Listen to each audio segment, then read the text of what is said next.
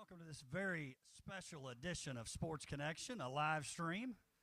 It's Media Day. Tay Matthews, my co-host. I'm Darren Joines, Williamson County Schools Athletic Director, and we're very excited to be a part of our first, Tay Matthews, first Girls Flag Football Media Day. As always, we're live here at MAFIAoZA's. For those out there watching the live stream, plenty of time to get down here.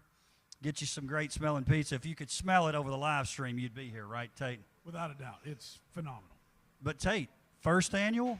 Pretty exciting. First of many to come, right? We hope. And first county, first school system to have ladies flag football in the state. There are some other states that have it. I know you're going to get into it, but I guarantee you none of them have had a media day to kick off the season. This is probably the first anywhere. Well, and this is probably the time to mention this, Tate. Brock Daly and Walker Chevrolet, without them, none of this ever happens. A great sponsor of the WCS Sports Conference. Mr. Tate Matthews, Matthews team, and Adidas always taking care of us. I'm excited about our uniforms, Tate. You did a great job on them. Always appreciate you being a part of it. The Titans, who actually first approached us about doing this, along with the TSSAA, our sanctioning body for high school sports, and then the folks at NFL Flag, who we'll talk about here in just a little bit. Lance West and the crew at WCTV, always appreciate Lance and what he does for making this live stream happen. John Long, Angie Smith from MAFIAoZA's. I've been here many times. I'm going to tell you, Tate, the service this time has maybe been better than ever, which is saying something, right? Because it was already top-notch. It's already top-notch. That is a heck of an endorsement. And you know, the venue that you've got here when we've had these is perfect. It's open. They got the heaters on. Thank goodness. If you are coming, bring a light pullover or a jacket. But if not, they've got the heaters on. An Adidas golf pullover is perfect. Perfect. That's right. Light. But functional. Hey, the group from Outside the Lines, we mention them all the time.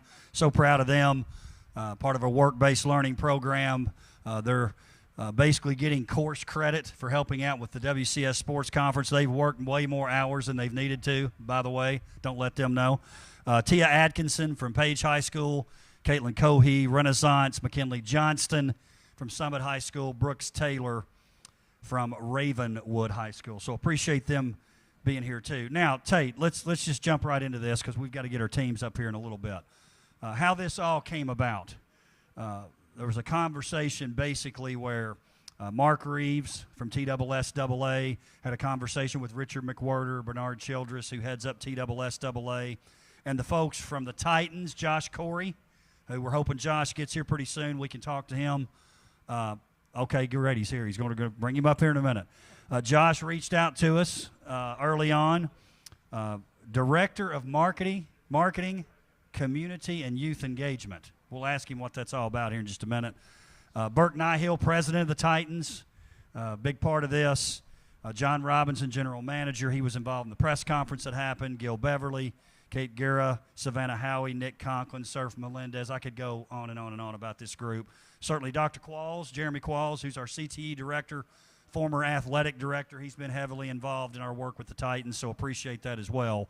But they basically reached out, Tate, and said, we've got this idea. We would like to pilot, test market, so to speak, girls flag football, and we were wondering if you guys in Williamson County would be interested. Now, how fast do you think I answered that question? 0.5 seconds. Maybe they didn't even get the whole thing out. They didn't get the question out. Probably could have gotten more out of them. I just said we were wondering, yes. So it was exciting. Now, once that happened, now the big work started, right? We had you were part of this, which was great. Had the press conference, I think it was June 1st, where we were there at the Titans facility. A lot of our media members who are here today, certainly appreciate them for supporting WCS Sports Conference.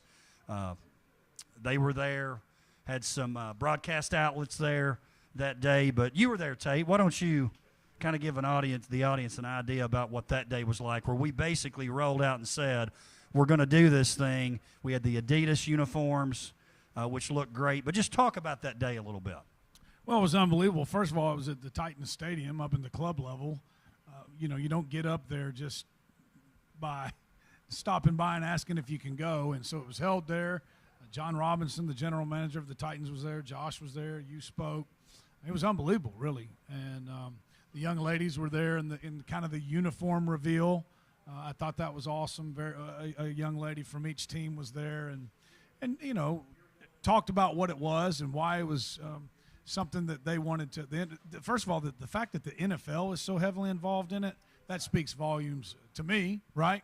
And so, you know, just I always like hearing the young people talk, you know, and seeing them like our OTL crew, you know, see them interact with adults. I'm always impressed and amazed at how mature they are and how they handle themselves, right? So, but hearing everybody talk about that, and then they got to go down to the field and throw the ball around a little bit. Dr. Qualls was down there. I'm not so sure he didn't throw his shoulder out, but I feel like he might have been applying for a job too when he was down there. He could still throw the ball a little bit, but handed his resume out to a couple of people. Of course, just in case this education thing doesn't work out. That's right. Always networking. So, but you know, and again, so walk down the tunnel. I believe it was the same tunnel that the Titans come out, the players come out, and then they got to, you know, pitch and catch the ball a little bit. Really, really neat, man. An NFL stadium, there's only 32 of them, and not many people get to do that, and they did. Well, and I double-checked this today just to make sure, but as of this year, there are 5 states who have sanctioned girls flag football. Florida, which I believe was the first. We'll ask Josh about that because he was involved in that in Florida. Nevada, Georgia, Alabama, and Charles Pulliam, who's here with us. I know he's proud of this. Alaska with girls flag football. When do they play, Charles? Probably in the summer. July? Yeah, that's what I'm thinking. So now there's several of us testing it. But I really believe this, and I'm so proud of who's involved in this. Coach Hester's going to be up here in just a minute. We have 4 current head football coaches in tackle football who are head coaches in the flag football league. We have Donnie Webb, who's a 5th, so there's another head coach, right? And then 4 other guys who are on staff for the tackle football teams. We thought that was important and maybe gave us a little bit more legitimacy to make sure that they're involved. Now, the second part of that, which I think is important too, if you're going to grow girls flag football, you need some women involved too. A couple I'm very proud of and excited about and hope they're here with us tonight. Jessica Mancini, very successful soccer coach there at Ravenwood. Michaela Beebe, you know that name? The famous I'm not going to give up on the play. Her dad, who played for the Bills and the Packers. She's involved, which I think is exciting. And then hopefully as we go into year 2, and I'm proud to say that we're going to have a second year of this. The Titans have said, we want you to do it a second year, so we're totally pumped about that. Maybe some of this can start being handed off. No pun intended. But I think if we're going to grow this thing, that's got to happen. Well, and I think it is the plan. I mean, I know that's what Coach Hester and Coach – and not only is Coach Mancini an assistant coach who's probably going to take it over. She's a state championship winning. She's done okay. Soccer. She's done okay. You know? And Coach Beebe is the head coach of Franklin volleyball. So yeah, that's the plan. That's the way it's going to go, and it's going to be fun to watch them. You know, as they grow as flag football coaches, right? They're learning from some of the best. You know that the Ravenwood Lady Raptors, is that what we're calling them? They're going to be wide open and fast, so it'll be interesting. Raptor fast? No. Raptor fast? Is it? That wasn't him. Yeah. Different tenure. I certainly knew. I just want to know if they're going to wear headsets on the side. Please do. Even if you're not using them, put them on. I think that's great. Hey, something I was going to mention too, Tate, and this is something that I'd mentioned at the press conference back in June, and I don't know the exact number, but at the end of last year, sent out a survey to the students who were coming back, the rising freshmen through seniors, so 4 classes of females, and said, hey, if we had flag football, would you be interested? And not everybody answered that because who checks their email and answers the survey and all that kind of stuff. But from that small sample, which was maybe somewhere between 700, 800, we had more yeses than we have on the tackle football rosters. And that's a small sample. So because of that, and because when you're talking cost, I know lacrosse is one we've looked at across the state. to me, this one's even more of a home run because the masses can do it. Like it or not, a sport like lacrosse takes a little bit more money. A lot more. Than flag football. So it's going to be tougher for the rural areas, maybe the areas that aren't as fortunate as we are with parent involvement, and they're involved with their money and their time. But flag football is different. At least it has a different feel about it. And I think if you look at those other states, that's certainly been true. I also want to mention the folks from NFL Flag. You fast forward right before fall breaks, like the day before we left for fall break, we were going to do this clinic with NFL Flag. We had Matt and Phoebe and Keenan, excuse me. He wasn't there, but we've talked to him a lot from NFL Flag. Josh was there from the Titans. Weather was horrible. We had to switch at the last minute and move over to Independence, and it was like 100 people showing up for it to do the clinic. What I was really excited about was we had a meeting that day with the coaches, and a lot of them said to me, "This has been a lot of fun. It's really exciting. They're really into it." And some of the guys who hadn't coached females before said, "And they listen." It's like, oh, yes. John Wild has always said that. They do. Well, they don't have a choice with him. One thing I did want to ask, Tate, because you didn't have to do this, right? I mean, the NFL was actually, NFL's a Nike league. Nike said we'll step up and provide whatever we need to provide, and the Titans were fine with this. We said no. I didn't want to do that. We've got a great relationship with you guys and Adidas, and it's not a sanctioned sport, so we could have done it. But I wanted to give you first right of refusal, and you stepped right in and said yes. Why did you say yes?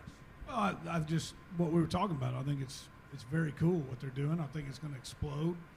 Women's sports is one of the big emphases with everybody, right? Not just the pro leagues, but you look at all the shoe companies, and women's sports is exploding, and we talk about it on Sports Connection all the time. Hey, the women's programs, they're in the weight room, they're doing off-season conditioning, and they need their workout gear just like the guys do, and it's I think I've got a daughter. I know she would love to be a part of it. I think it's going to be a fun sport, and I also think it's going to get some young ladies out that maybe aren't doing anything. So anytime, and Coach Corey's going to be up here, he can talk about it, you can talk about it, Coach Qualls. I'm a firm believer that being a part of a team is something that young people need to be a part of, and some of them are not. So if this is another opportunity for somebody who might not be on a team to be a part of a team, build some relationships, who knows, has something going on in their life, and they got a coach that, takes them under their wing because of that. I mean, why wouldn't you want to be all in on that? Very well said. And, to our audience out there, the truth of the matter is, even if you didn't believe all that you just said, you would have been all in because it's WCS. And we appreciate that. We certainly do. So thank you to Matthew's team and Adidas for stepping up for us. Tate, before we bring Josh up, you take a look at the head coaches. We've mentioned some of our assistant coaches. You look at some of the athletes who are going to be here tonight. You're seeing some multi-sport athletes who are going to be a part of this. And that was one thing that was tricky. We're playing the games on Sundays because since it's not a sanctioned sport yet, we wanted to make sure that if someone still wanted to play softball or play tennis or run track or whatever they're doing in the spring, that we would try to stay away from that. So we've got the spring Sunday ticket, so to speak, playing. We'll have 3 teams that'll play one another at one location. This week's games at Nolensville, we've got Nolensville-Ravenwood, Ravenwood-Brentwood, and then Nolensville-Brentwood. So they rotate who they play. The home team plays the first and last game. One visiting team plays game 1 and 2, so they don't have to hang around. The other visiting team plays game 2 and 3. Then at Franklin, we've got the Battle of Franklin and Centennial. Obviously, the Battle of the Wood. Maybe. We'll ask Coach Hester. I think he didn't really answer. Page will be there as well, so Franklin, Centennial, Page. And then at Fairview Independence Summit. That's another rivalry, right, that we talk about. Border battle. Excited about the border battle. And then Fairview obviously will play Summit, and they'll all play one another, and that's week 1. We do the same thing 4 different weeks. The only week we're taking off is Mother's Day Sunday. We better do that. We end up the season on the 24th, and then we're going to play the tournament May 3rd through actually the 6th. I think it's that Saturday. Josh and I have talked about that. It's going to be a one-day tournament. We'll start at like 10 in the morning and just play right through. 9 plays 8, 8 then the winner of that plays 1, then 2 and 7 and 3. Just all-day football at the Titans facility. Not just the facility, the stadium. Unbelievable. Maybe it's a game day situation. I would hope so. I think it would be that would be another first, and I think it would be well received. And talk about those coaches and athletes we have.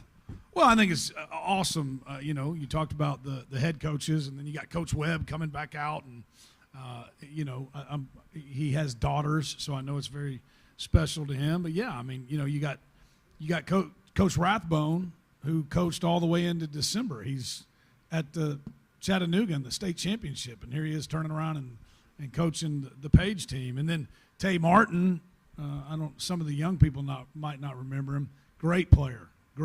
Loved watching him play. So who was his quarterback? Was Mr. Stockstill. Oh yeah, yeah. The famous played in the semi with the ACL tear, right? Yes. Yeah. Byron Leftwich. I know it wasn't an ACL, but he was literally, they were like carrying him down the field to do the next play. But you know, Pat Curran was a great player at Father Ryan. So Coach Hughes of flag football fame, the Mean Machine.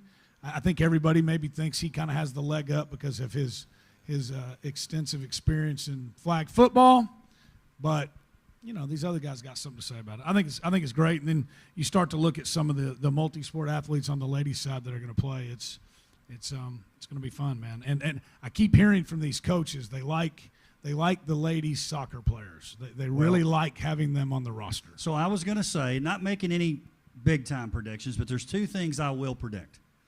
One, the soccer players, whoever has the most, who play a lot and contribute, I think they're going to have the inside track to win. And I'm also going to say this, not the teams who pass it effectively, but the teams who run it effectively. That's my guess, what I know, but that's what I'm going with. Gabe Evans thinks they're winning it. Oh, he's been talking. And don't we start off with the Battle of the the Battle of the Wood? I'm going to be interested to see if there's as much intensity in that game as there is in the Battle of the Wood that happens in the fall. I think it's going to be pretty tense. I think it will be too. And talking about Coach Hughes, and we like to give Coach a hard time. Of course, he's involved. He coaches at Fairview. He's coaching this team. He plays flag football. I think he's feeling pressure. I'm telling you, I've talked to him because it's like if he doesn't win, I know Coach Hester will be the first to give him a hard time. I think in our coaches meeting, Coach Hester referred to him as the Tom Brady of flag football. Smack talk has already begun. Hey, Josh, Corey, you mind coming up here, Josh, talking to us a little bit? We also have Emily Crowl here from TSSAA. Appreciate Emily being here. She's taking on the flag football part for TSSAA. Josh, if you'll come up, come on in.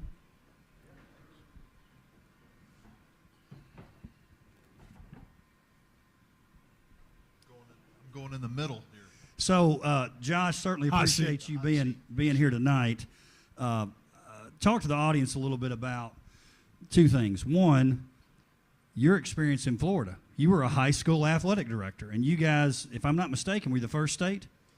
Florida was the first state, yeah. Talk about that experience and how it got you excited about this. So when I moved up here, you know, I had this vision of bringing flag football to Tennessee as a state-sanctioned sport because it was just so popular in Florida. You know, we started at our high school with one small team and ended up making a freshman team and a JV team. And, you know, Tate, you alluded to it earlier. You know, this was a sport that grew participation. It didn't rob girls from other sports. Now we made it so where girls didn't have to pick and choose what sports they wanted to play. They should play everything, right? But this was a sport that really, you know, bred a new participation in athletics for us, and it's just phenomenal. What were and you mentioned some of the positives. If you just had to say, especially starting out, here were the things that maybe we didn't know about that we were really surprised and it was a good thing, and maybe even some of the things that were a little bit of a struggle getting started. Yeah, I think obviously for us, you know, getting this on board, you know, it was it was getting the word out, which is why, being with you guys has been so great because, marketing everything to the kids at the school level, whether it's our videos, that we've worked on with the IC kids and things like that. But just kind of getting the word out that this was available, and these girls were able to participate.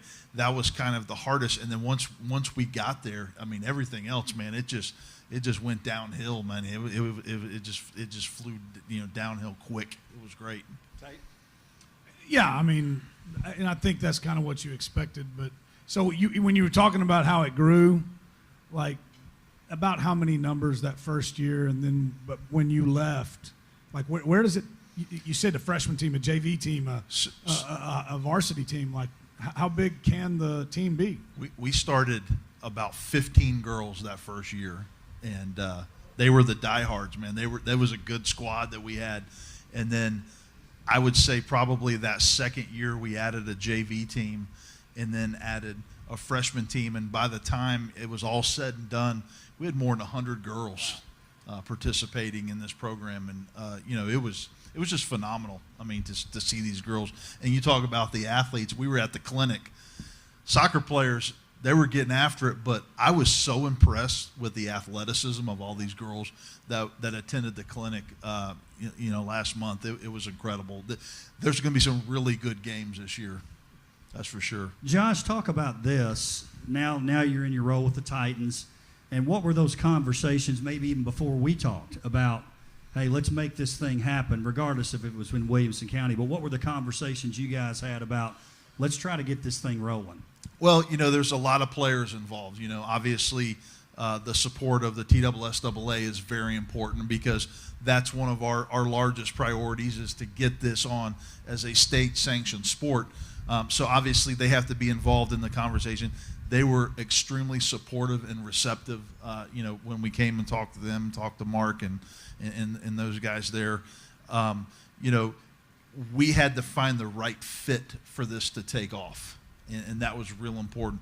We couldn't just go anywhere and try to pilot a program and that kind of thing.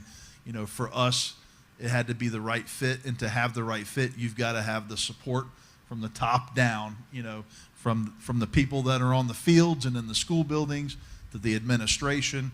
And, we've had a long-standing partnership with WCS, and have worked on several things with them in the past. And this was just a great fit, we thought, hey, let's go pilot this program. And, I think when you and I talked, it took you maybe 2 seconds to say, yeah, we're all in on this. But, I think you probably said it quicker than that. Well, we appreciate it. And there's some pressure with that, right? I mean, I'll admit, we want to do this thing right because, it can't just be about us if it's going to be successful. We've already been talking about what can we do next year, maybe for some other districts. We've talked a little bit about doing a clinic, so to speak, or a conference. We give people an opportunity to maybe come in and talk to us, talk to the coaches, talk to some players about them doing it as well, because it doesn't become a sanctioned sport, Tate Matthews, if it's the only county, we're the only ones doing it. So we're honored to do it. We want to do it. We're humbled that we were asked. But if we want to see this thing grow in a couple of years, got to branch out. And I think it will. I mean, I know you do too. I mean, it's going to get it here where it's going to be done well, and then other people will notice and they'll jump on. And I can't wait for it because, and again, like you said, it's not a sport that costs a lot of money. It's not like starting if a school starts this program. It's not like starting a lacrosse program where you got to get helmets and shoulder pads and, I mean, it's something that, yes, we can do it here, but you can also do it in the rural communities, and I think they're going to want to be a part of it, man. Think about all these young ladies who have grown up watching their older brothers play at wherever they go to school, and now they're going to play flag football. I think it's going to be great. And one of the big things, too, is, this sport is being played at the NAIA level, at the collegiate level. And the National Junior College Athletic Association just adopted it as well, where they're going to pilot it, I believe, in 10 programs across the country this coming up year. So, this is a sport that not only, at the high school level is going to be, extremely popular, we think, But now some of these college programs are starting to come on board, and there's going to be opportunities for these girls to play, post-secondary when they get out of high school. Josh, as we're wrapping up here, and we'll have Ravenwood High School will be first up. Appreciate you guys joining us for our first Girls Flag Football Media Day from MAFIAoZA. Still time to get down here. We're here in Franklin, Tennessee. Come on out. If you're going to hang with us on the live stream, that's fine too, but we'd love to have you down here. Plenty of time to get here.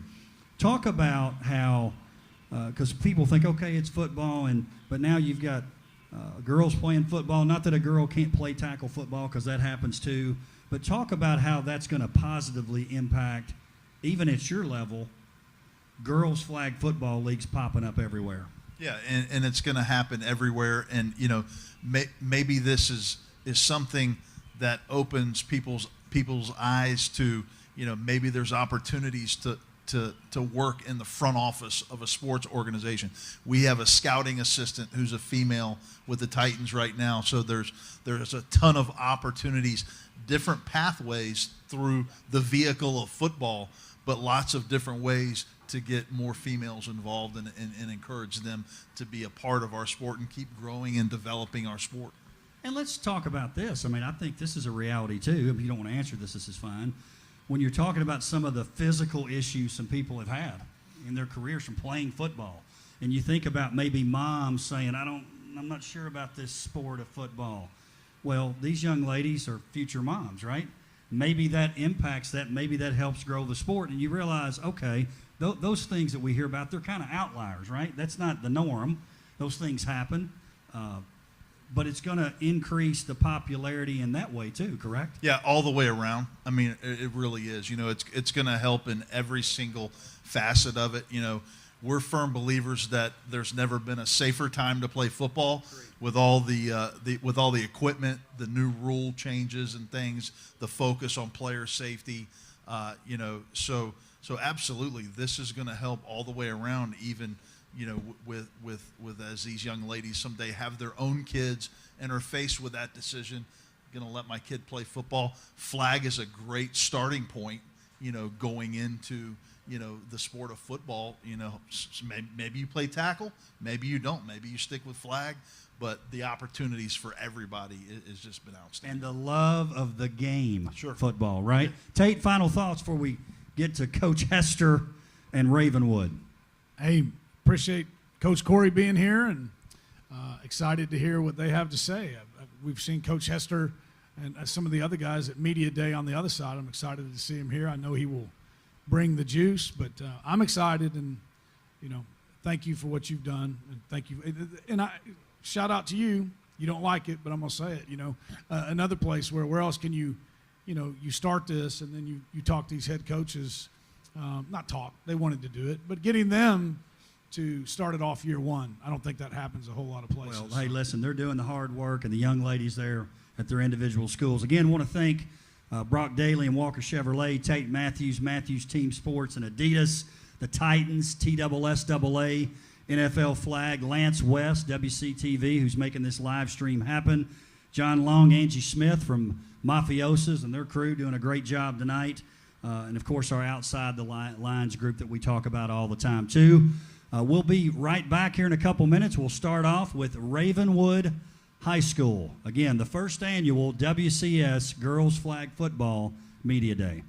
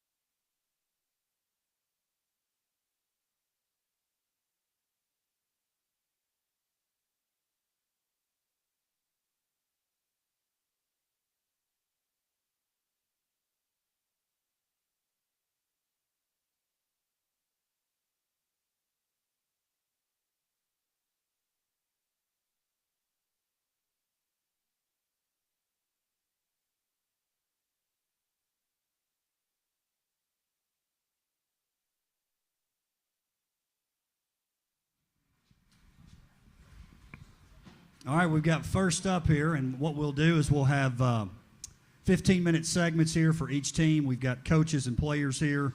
We're going to start off with Ravenwood High School. Coach Hester, who's the head coach, Jessica Mancini, assistant coach here for Ravenwood.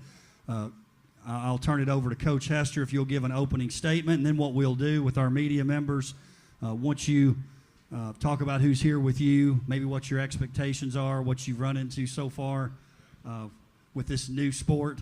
We'll hand it over to the media, let them answer or ask you some questions. So Ravenwood High School, Coach Hester, you got it. Thanks, guys. I appreciate it. A little different sitting up here with some non-smelly guys like I'm usually sitting up here with. So it's good to be up here with this group of young ladies. You know, the best thing about this for me is getting an opportunity to coach girls. I've never really coached girls before, and they're super athletic and love the opportunity to get out here and play football. And, so I'm excited to see where the season takes us. But with me, number 5 here is Macy Fowler.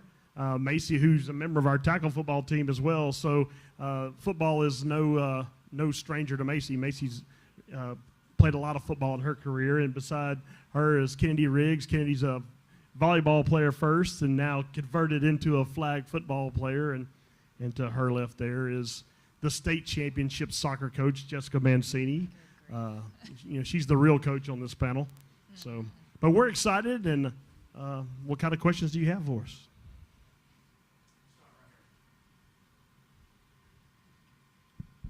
If you guys would, your name, publication you represent before you start your question. Coach Joe Spears with the Tennessee, and how neat has this whole experience been getting, obviously, like you said, you're used to coaching the guys, the smelly guys. Now you're up here with girls. I mean, just how neat has this experience been so far? Oh, I mean, it's been awesome. First off, like I think Darren mentioned earlier, their athleticism is what's been the most shocking thing to me is, they can do everything that the guys can do, and sometimes they can do it better. And the thing I enjoy most about it is a lot of them didn't come into it with a preconceived notion about what football should look like or feel like. And, these aren't, girls playing flag football. These girls are playing football. And a lot of them can run and jump and throw and quite frankly, tackle just as good as the men can. So there really hasn't been a difference from coaching it. The rules are different and how we have to play is different. But these are football players. Chris Brooks, 615 Preps. Ladies, this is for y'all. What was your initial reaction when this was announced and you decided you wanted to play? Well, I was really excited because being used to, in the guy environment with football, you get a lot of girls coming up to you and being like, oh, what's it like being around the guys and their football environment?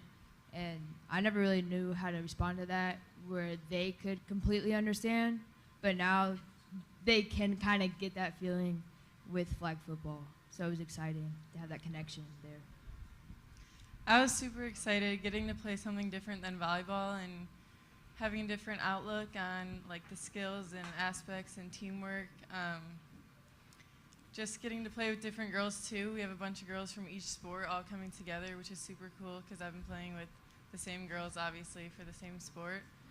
And getting to do something that you never thought would have been possible is pretty cool. Scott Burton, 615 Preps. Now, Macy, you played on the boys team, correct?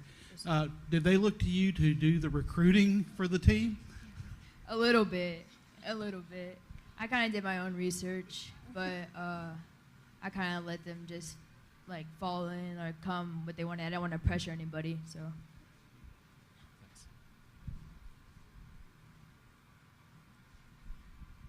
Well, I guess we'll keep on going here. In terms of on the coaches' side, for both of you coaches here, thinking about how we have some fresh faces coming in and maybe trying a sport for the first time, what's it like having the mix of the competitors that we've seen for so long? I mean, Kennedy just played for a volleyball championship early. Macy's been everywhere in terms of a multi-sport athlete. So having to gel everyone together, how's that been? Yeah, it's been fun for me to see because a lot of my soccer girls are playing as well, and they're friends with Kennedy. So like Kennedy said, volleyball girls are getting to play with the soccer girls. They're getting to play with girls that played rugby. We have a championship wrestler on the team as well. So we've got a bunch of different girls from different backgrounds, different sports working together. We also have a bunch of girls that haven't played sports before. So it's been really cool for me as a coach to see the athletes, the seniors and juniors that have been playing sports their entire high school career, step up and teach girls a brand new sport that they didn't even know a lot about, but teaching them the side of athletics, talking gamemanship and game IQ, and just teaching them small things here and there because they may have never. I think that there are some girls that just haven't played sports before and they like the idea of flag football and it sounded new and fun to them and they wanted to be a part of the first program, so they stepped up. And these girls that have been playing for years again have really stepped up to help coach them along with us as well. I mean, absolutely. I think that, seeing that mixture, especially of the girls who have played athletics and who haven't, and seeing them kind of come out of their shell, and some of them who may have been timid at first are now, getting sure of themselves in an athletic, standpoint and kind of, blossoming as a young lady. I think it's been super cool to watch. First question for Coach Hester. Coach Hester, do you feel like you're living the dream with your hometown now being able to coach 2 football teams? I mean, I couldn't do it before, so I guess I am. I mean, I don't know that I ever had that dream, to be honest. Coaching 1 football team is pretty tough. Coaching 2 is twice as tough, but the girls have made it easy. We've been practicing late in the evenings. We actually have practice tonight after we leave here, and a lot of them are going from track practice or softball practice or rugby practice or lacrosse practice or club soccer practice and then coming and practicing with us at the night. So they're putting in a lot of time and effort into this, and I'm excited to see that their hard work, pay off on Sundays. And next question for Macy and Kennedy. What does it mean for the 2 of you being a part of the first season of flag football? I think it's really cool. It builds a foundation for like the younger grades. Maybe it'll inspire them to do it next year, and hopefully a lot of the students will come out and watch and see how cool of a sport it is and get more involved that way. Yeah, for sure. I think it's really cool, like, we're the first to do something. That's history being made right there. So, like, if this continues, like, if you look back, like, there we are, the first. So, I think that's cool.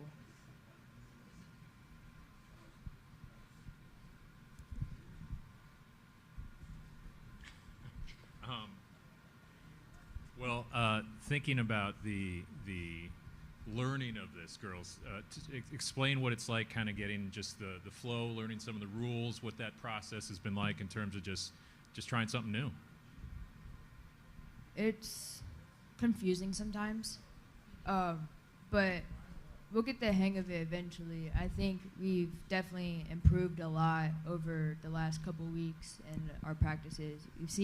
I've seen a lot of improvement. I bet everybody else has too, in many things with throwing, catching, kind of trying to read different things. And I think we're only going to go up from here, so it's been good. We've improved so much since the first practice. The first practice, we basically just went over rules, like what flag football even was, threw the ball a little bit, and now we're running plays, getting touchdowns, and it's super cool. It's hard for Macy not to tackle people. She's tackled me a few times. But yeah, we've improved a lot in the first couple weeks. This is for Coach Mancini.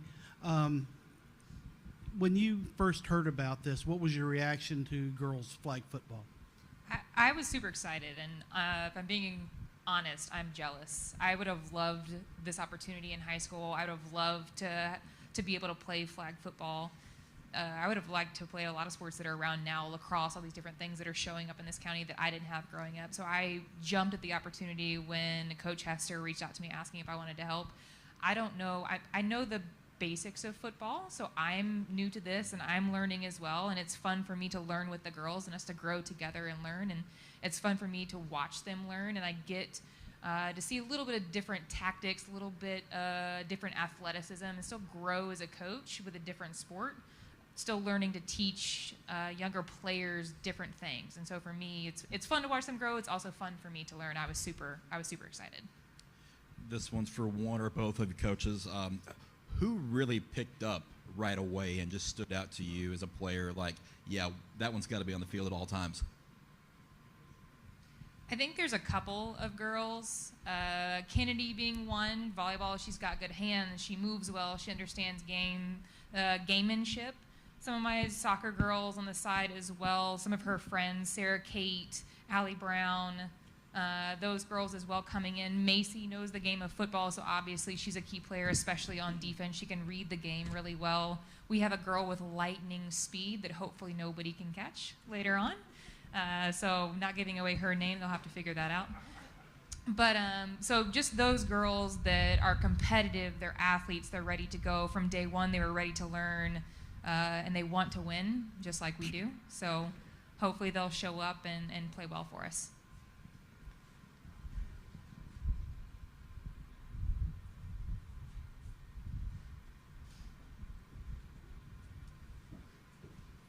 Final question here for Ravenwood, and then Centennial High School will be next. All right, this is for Kennedy, Macy, Coach Hester, and Coach Mancini. Just basically asking your first impressions of the schedule. Do you feel like it's a good thing that you're starting with Battle of the Woods, or not necessarily? I mean, we're not actually starting with the Battle of the Woods. It's the second game of that day. We start with Nolensville, but I mean, you know, in the end, I mean, I think the regular season is going to be a learning situation for all of us. I think, you know, you're going to want to be playing your best football come the tournament at the end. You know, everybody's going to get an opportunity to play each other, kind of a round robin situation, you know, going into that. And I dare say, you know, all the teams will be different by the end. So, you know, it'll be exciting, and it's exciting for these girls to get to, you know, they've played in those big games in their other sports. And now to do it in this environment, and it's fairly new game for everybody, right? You know, I know there's some of the teams that's had some girls that have played some flag before, but you know, they're all getting a chance to do it, and you know, there's been a lot of talk in the school about it, so it's going to be exciting to see how the student body turns out to support them. You know, all these girls are obviously, you know, popular amongst the students, so they're going to encourage them to come out. I think my favorite part about not necessarily starting with Nolensville and Brentwood, that's always fun no matter what. My favorite part is we're really going in blind. We have no clue what they have no clue what we have. We know the athletes that are playing for them, they know the athletes that are playing for us, but really it's wide open. Anything could happen. One team could show up and play better than the other. So I'm actually a fan of the fact that we go in having no clue what it's going to look like, and the girls don't either. They're showing up to have fun, they're showing up to learn. So I'm going to enjoy seeing how it evolves and what the girls do this weekend. I think it's exciting because, I mean, they're two of our biggest competitors, so hopefully we get a lot of people out there to watch and hopefully help grow the sport more. So that's that, I guess. I'm always excited to play Brentwood. I mean, it brings out the competitiveness in us just so much more just because we want to win so badly. And we got to keep our streak of beating them in, like, every sport this year. So. You said it, not me.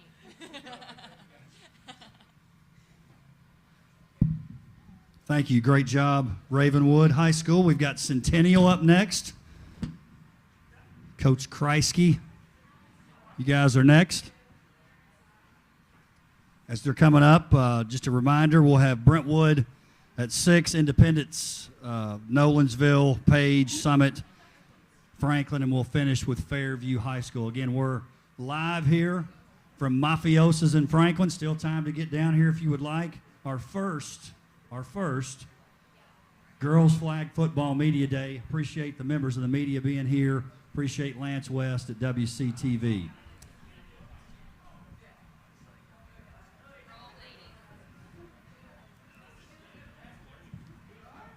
All right, we've got Centennial High School again. A head coach on the tackle football team is leading this program.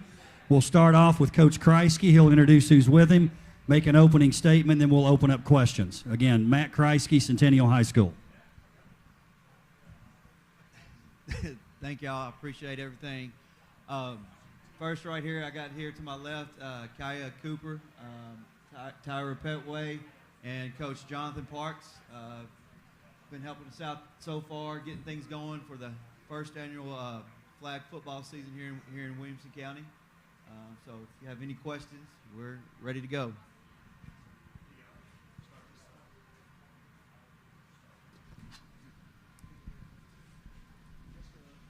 All right. I guess this would be for everyone up here. What does it mean to you to be a part of the first flag football season? It's very exciting. I don't really know much of what to expect, but I hope we go far. I would probably say the same. You know, it's exciting, especially being like the first group to kind of, you know, come out and start this for future generations and future teams to form and come play. So far, it's been pretty fun. You know, we actually haven't played yet, but yeah, like she said, hoping to go far. When I first heard about this, I was super excited because I have two young daughters at home, and I'm always trying to teach them football at home, teaching them how to say touchdown. They come every Friday night, and just to be a part of the first, you know, league to get this going in high school in the state of Tennessee is pretty special.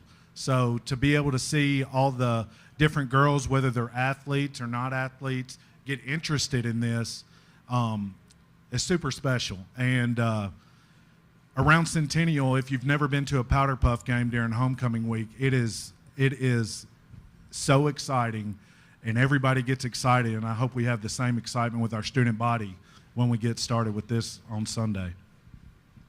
Yeah, I'm echo. I mean, it's been fun. You know, very optimistic when you get started.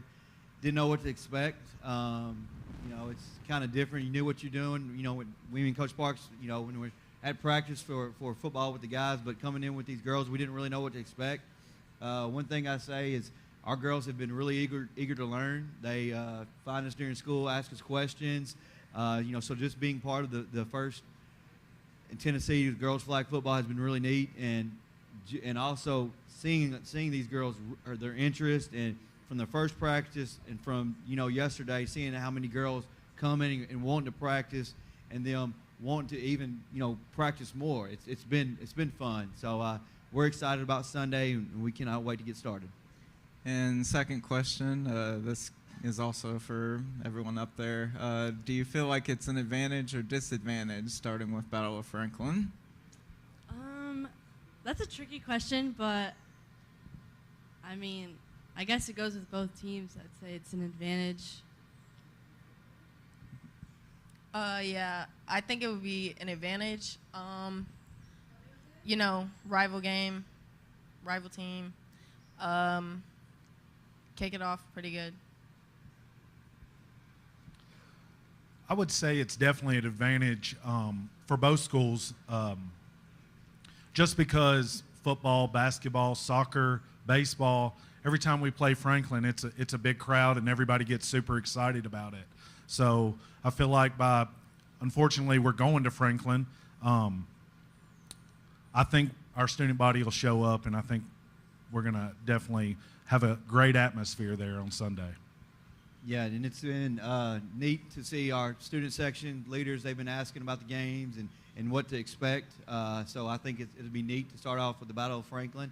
And also, you know, he may not say it when he's up here, but Coach Webb has been sending me text messages, kind of already taught me getting ready for the Battle of Franklin. So he was drawing up some formations and kind of things to expect on Sunday. So he's kind of already been kind of talking that little trash to us already. So we're excited and get ready to go.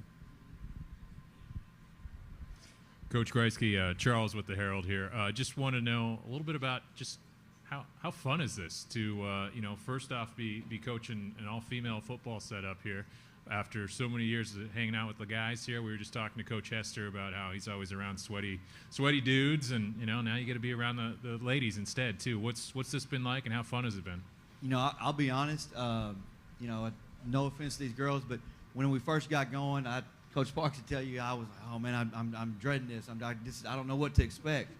But I promise you, every practice that we've had, these girls can tell you that I get going and get the energy and the juice flowing, just like it's, we're practicing with the guys, because we feed off their energy. And it's been really neat to see them. And the questions that these young ladies have asked during practice, like I remember it's like has blown me away.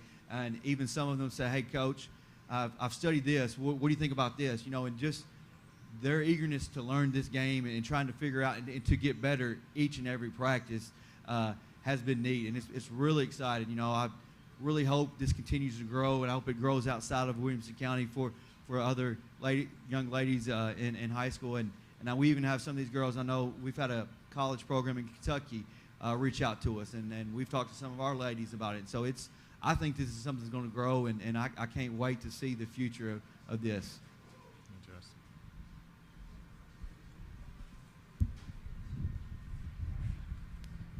Hi, Scott Burton with 615 Preps. This is for the coaches. Was it a challenge to look at a playbook or pare down your playbook and try to find, how you want to approach your game plans? And secondly, have you learned anything maybe that you can apply on the other side yet? I'll be honest, all of it's a learning experience. Yeah, we try to do some of the things that we do with the guys, but these girls really want to learn and get better. And the coverages, the offense, the things that we've installed, pretty much kind of some of the things we do on 7-on-7 in the summer. And these girls have picked it up. That's one of the things that I have been really surprised and impressed with, is how quick these girls have picked up the things that we're doing offensively and defensively. And the girls, we kind of let them all. We didn't tell them a position to go when we first started. We kind of just, and you see them say, you can tell that they know, hey, this is the position I fit in, and they go to that spot. So that's been neat, and just I'll be honest, they've been fun to coach, and they listen a lot better than the guys, which has been fun. So. Yeah. Now this one's for the ladies. Were you big football fans before this enterprise started? I wouldn't watch too much football. I would be at the Centennial games and some of the other school games. I did watch a couple college football games, but that was really it. I did always want to play football. When I was a lot younger, I would always be outside, with my brother throwing the football, or when I would be at school, we would be outside. I would be with the boys playing football. So yeah, I've kind of always wanted to play football, and this is my chance. So. I always loved going to the Friday Night Lights. That was probably the best part. But besides that, I've never been one to watch football that much, unless my dad's got it on downstairs or something. But the thought of playing is really exciting. So. Chris Brooks, 615 Preps. Coach Kreisky, this is for you.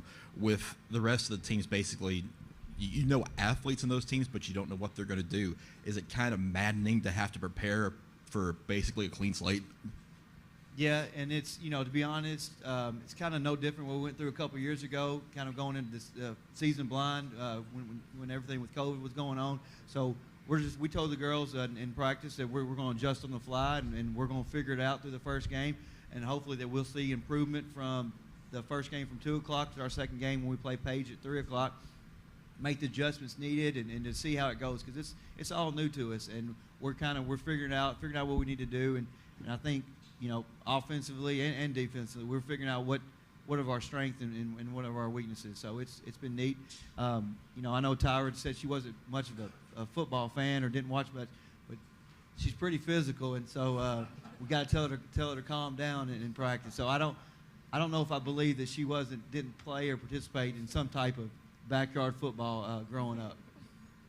Joe Spears with Tennessee, and just for coaches, rules-wise, just how different is this from what you're used to in the fall? Well, I've studied a lot of rules.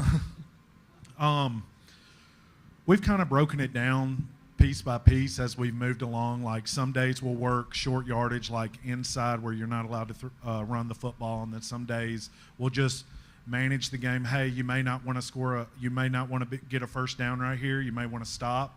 All right, that'll give us an opportunity to take a couple shots and then get an easy first down if we need to.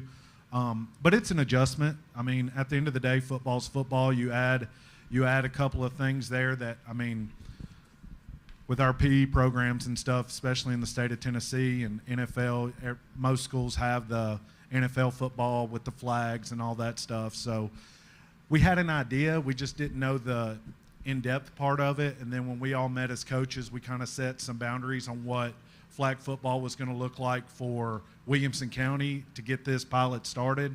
So it's been some adjusting, but for the most part, the rules are pretty simple. I believe the girls understand it, and we'll just make sure that the coaches and the officials are on the same page as well.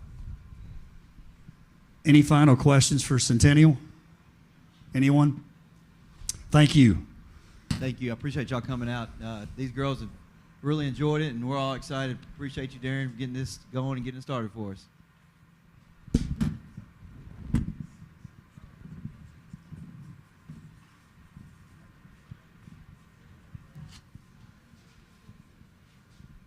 All right, next up, we'll have Brentwood High School. If you guys will make your way to the stage. Again, first annual Girls Flag Football Media Day here live from MAFIAoZA's. Appreciate Lance West from WCTV for allowing this stream to happen.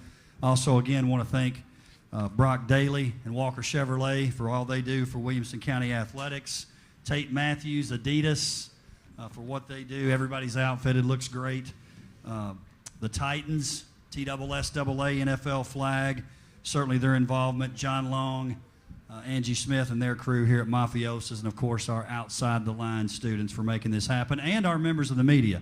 Hey, I would remind the media members too, and obviously we know you, but we want to make sure that when the questions come, we know who they're coming from since they can't see you on camera. So when you ask your questions, again, if you'll just identify who you are.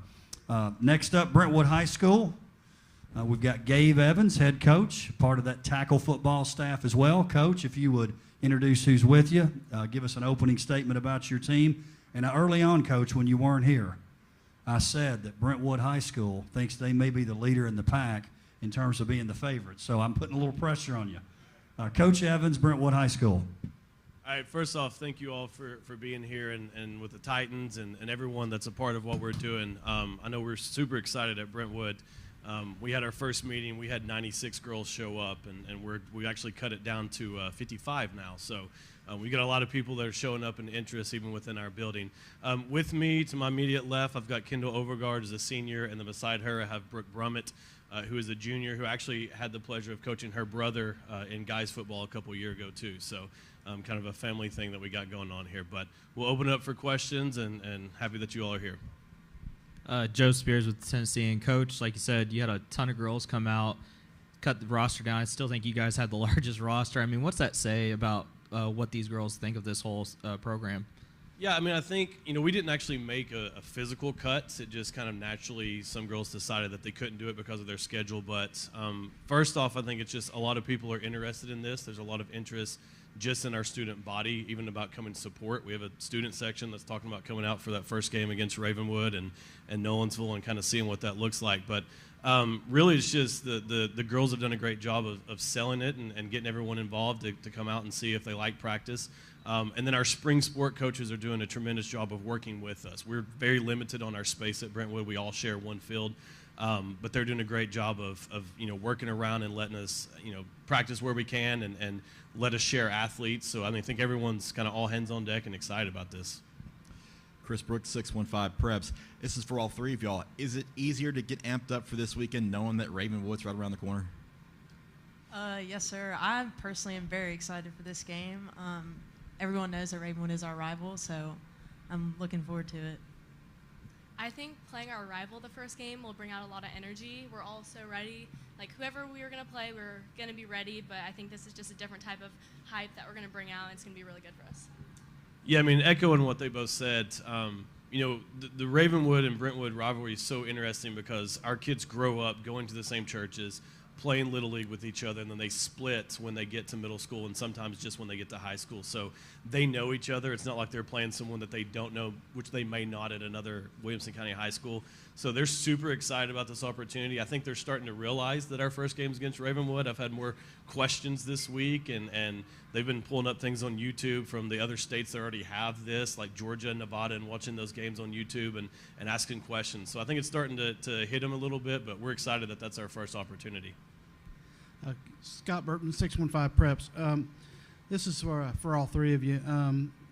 How has been the reaction from the boys' football team? Have they been supportive? Have they been overly trying to coach?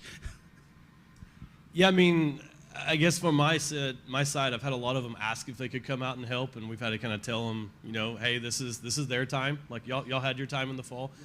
Some of them have said they're going to come out and be on the sideline as cheerleaders, so we had to make sure they just take the student section and do that. But they're really excited. I mean, I think they want to see how this goes, and like I said, they're talking about how many of our students are supposed to show up and watch the game. So I think they're excited about it. Yeah, I think they're very excited. A bunch of them come up to me telling them how supportive they are and how they're ready to watch us play Ravenwood especially. And a bunch of them are on the track team too, and they're running around doing their laps like, throw a touchdown, like score, just very supportive of all of us. I think they're excited to be on the sidelines because they're so used to being on the field and playing with us on the sidelines. So I think they're really ready to come out and support us. And I'll see them through the halls. They're like, are you all ready? Stuff like that. So I think they're really happy to come out and support us. And this is also for you ladies. Were you big football watchers or growing up? Yes, sir. My mom's a football geek, and my brother, like Coach Evans said, has played football his whole life. So I've grown up around it, and I've always wanted to play football, and I'm very pumped for it. It's always on in my house. I always have to fight my dad for the remote. I mean, I love watching it, but sometimes it gets a little old. But we do have to definitely fight for the remote sometimes. But I do like watching it with him. My mom, our whole family watches it, so yes. Coach, has there been a player that you've had to rein in a little bit to not want to just go out and tackle somebody? Several.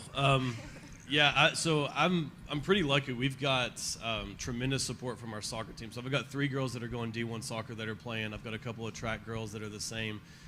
One particular girl that we're a little worried about with how hard she's going to go from the first play of the game. So we're trying to rein her in a little bit and make sure it's all right. But they're all good and understand the rules and they're prepared for it.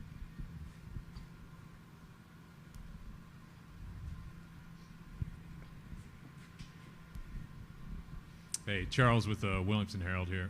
For the girls, want to know a little bit about, I guess, just what kind of advice you might have for other girls, because we are guaranteed this to do this next year as well. What would you say to girls that might be a little on the fence about trying this sport, and what's it been like so far to start? Well, I just say go out and try it.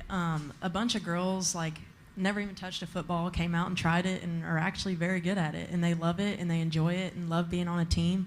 So I just say, why not give it a shot and go out and try your best?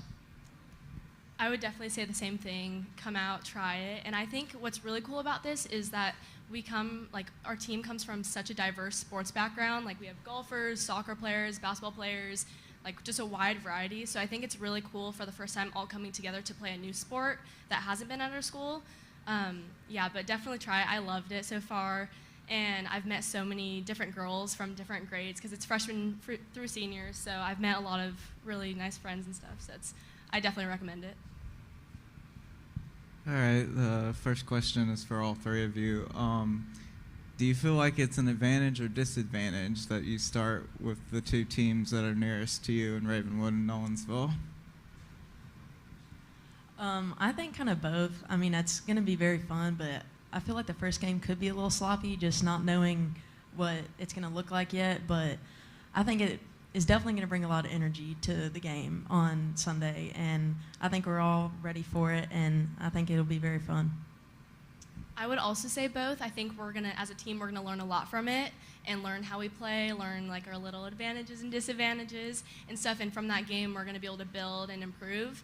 But I think it's also an advantage because, like I said earlier, the energy that's gonna come out is just gonna be so strong, and it's gonna be really fun to be there. Yeah, echoing what they said. I mean, I think it's, we had a meeting today and we talked about, we play at 3, which is our first game against Ravenwood, and Ravenwood plays Nolensville at 2. So our whole team's ready to get there at 2 to kind of watch that game and get a little heads up. And we're glad they're the experiment for a little bit, and then we get the benefit of watching that. But I think getting the hype of our support system in the school, with it being Ravenwood and Nolensville and that community, those communities that we share, it helps it, and it helps everybody get there. So it's a good thing, and it's exciting. And another question for all three of you. What does it mean to be a part of the first flag football season in Tennessee? Yeah, well, I'll speak for myself. One of the reasons, and I told them this when we kind of had our first meeting, is very similar to what Coach Park said a minute ago, is, I've got a 5-year-old daughter who comes to all my football games and is always wanting to ask questions that, what's going on, and so she's now to the age that she can see that, and I've never coached a female sport, and I wanted her to see her dad do that. So I'm really excited to get to do that, and then the fact that it is the first one in Williamson County, it's the first one in Tennessee, I think just adds a little sweetness to it, and it's been fun to learn how this goes and kind of watch these other states that are picking up, and I think, like Coach Kreisky said, I've had 2 or 3 colleges that have reached out already that they're excited because they don't have it in their state, so they're trying to come here and get some of our girls that may be interested. So there's a lot of new opportunities and excitement that are around this. I'm very excited, and just for the younger girls to come out and watch and support and look what we're doing, and knowing that in a few years they'll be able to do it is really awesome, and I'm happy to do it. I heard about it from the other states, and I was a little jealous of them, and I wanted it to come to Tennessee, so I'm really happy it's here. And I've always played the same 2 sports my whole entire life, so I think it's really fun to take a step out there and try something else, because I've always been on the sidelines watching and supporting our boys, and so just being able to be on the field and play, I'm really excited about that. In trying, Charles with the Williamson Herald again, in trying something new, I guess, I'm curious to know what's something that's kind of stood out, whether positive or negative to you, in trying a new sport like this? Well, personally, I've played church league flag football for my church for the past 3 years, so I kind of know what it's like, but also being able to learn the new rules, totally different than boys football. So just learning the rules and the positions of it, and help teaching the other girls that have never even been around a football is pretty awesome. I've always played a sport that involves the feet, so I've been playing soccer, so it's definitely different to start using my hands and stuff. But like Brooke said, it's really nice being able to help people, but from my perspective, I've looked up to her because she's played her church league and I haven't played football before. So yeah, looking up to people really helps too. And Brooke is back-to-back church league champs, just making that clear, so we're coming for you. Coach Evans, final thoughts here before we have independents come up? Yeah, I mean, again, like we started, just want to thank everybody for all the support, and especially what Williamson County is doing to support this, what the Titans are doing, what Coach Corey's doing to support this. But the media coverage, I think, is what is blowing our girls away. I mean, we know that Williamson County does things right, especially in the sports world. But to have you all here and to already see some of the things that are on Twitter and the news articles that are being published, they're coming in and oh my gosh, did you know they're writing an article about this? So. Thank you all for doing that. We hope that you get to cover all the games and kind of walk through this journey with us, and we'll see how it goes. Thank you. Great job, ladies. Good job, Coach.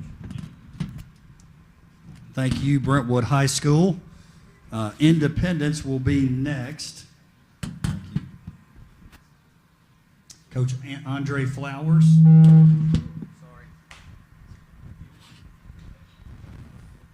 Sorry about that. Coach will be next, then we'll have Nolensville, Page, Summit, Franklin, and Fairview. Come on up.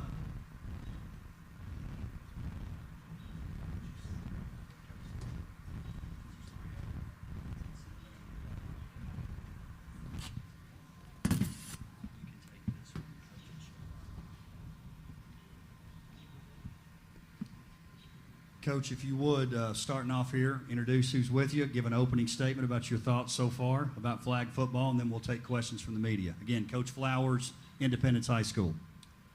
With me, I have senior Allie Kimball and senior Madeline Marcus. I think it's a very unique thing to be a part of the inaugural girls flag football in the state of Tennessee. it's definitely different coaching girls. It comes with its challenges, but it's also very good and unique to coach girls because it gives you a different perspective on coaching. I think there's a lot of excitement around this. I know that when we first handed out the schedule, the first thing kids wanted to know was when do we play Summit. So it's definitely going to be a fun year, and I can't wait to get started.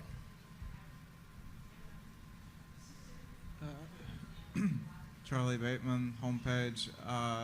This is for Coach Flowers and the players up there. What does it mean to be a part of the first flag football season in the state of Tennessee?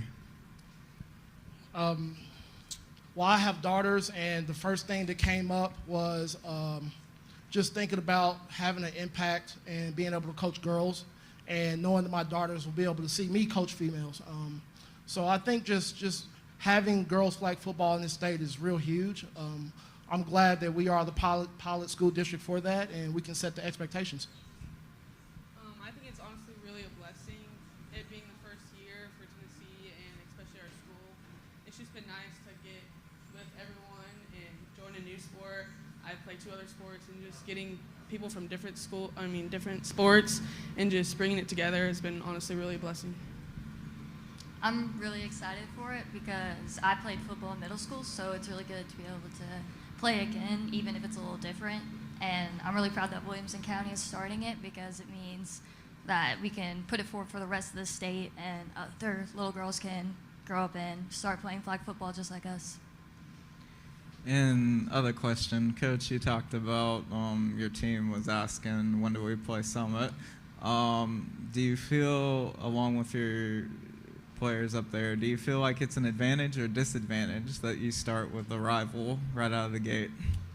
We actually have Summit the second game on Sunday. We'll start off with Fairview at 2 o'clock, and we'll play Summit at 3. I think it's an advantage. I think it'll bring a lot of student body out. I know Indy Nation has expressed their feelings about playing Summit at 3 o'clock, so I hope to see a big crowd from our student section. I do think it's an advantage. I think it'll be a lot of energy. I think it's an advantage for sure, just because Summit is our rival. All the girls are super pumped up. We all just have that tense urge to beat them in any sport we do. And for sure, our student section, they're crazy. They all support us a lot, and we know they'll be there and showing out and just bring a lot of energy. Yeah, the same for me. I mean, Summit's our rival, so I really want to see how it goes, and hopefully we beat them, of course. Charles William with the Williamson Herald. Girls, I'd like to know a little bit about the feeling and the process and what this and how attractive it was when this announcement first came that we were going to have girls flag football. What kind of drew you into it, and why do you want to do this? When I first heard about it, I was honestly kind of shocked. I was like, I didn't know, I didn't see it coming from anywhere. But as soon as I heard about it, I was like, yes, I want to play. I just finished basketball, and I was like, okay, this gives me another opportunity to play another sport in high school. High school sports have been super fun for me, and it's just a blessing to play with everyone. And I think the chemistry between the girls has been great, and it's just super fun to look forward to. I was also really surprised by it because you don't see a lot of flag football teams around here at all, even rec. So when it came about, I was like, this is a great opportunity to take. And again, I played in middle school, so it's not the same as tackle, of course, but it's nice to be a part of a team and be able to play some. Coach Flowers, you've had a lot of multi-sport athletes coming out to do this often, but at the same time you have a mix of new faces trying this for the first time. How are you meshing that while you're all learning this new sport really for the first time too? I'm kind of leaning on the student athletes that actually play another sport, just kind of teaching girls how to practice, just introducing the sport itself. It has been very exciting for me to be able to teach very simplistic things about the game of football, how to line up, how to catch, how to throw. So I definitely lean on athletes that play other sports because they know how to practice and how to set the expectation with other football players that don't play other sports. Coach Scott Burton with 615 Preps. You talked a little bit about the all the different sports and all the different girls.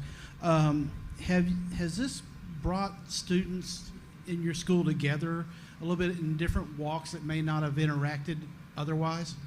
I think it does. It's built a unique camaraderie amongst girls who normally wouldn't get with each other. So I think it has. I know that just watching interactions at practice, you see certain girls starting to hang out more in the school building, building a bond and a friendship. So I think it's great for the school building to see other athletes kind of interact with other sports. And this is for the ladies. That first meeting, what was it like? I'm assuming walk into a room, and just tell me what your emotions were like when you walked in. I was excited. I mean, I didn't really know what to expect because it was something new. Like, I know football, but I don't know football. So, like, learning new things, I was just kind of had my ears open because I didn't know what to expect, and I was just really excited, and I think everyone else was really excited. So, getting to learn all the new things and, like, do it together, that was just important. I was actually really, like, happy about it, and I didn't know very many people there at first, but by the second time we met, we were all, like, close friends and already had this teamwork going that we hadn't before. And I also knew the coach going into it at one point, and a lot of the drills are similar to regular football, so I just kind of felt really prepared for it.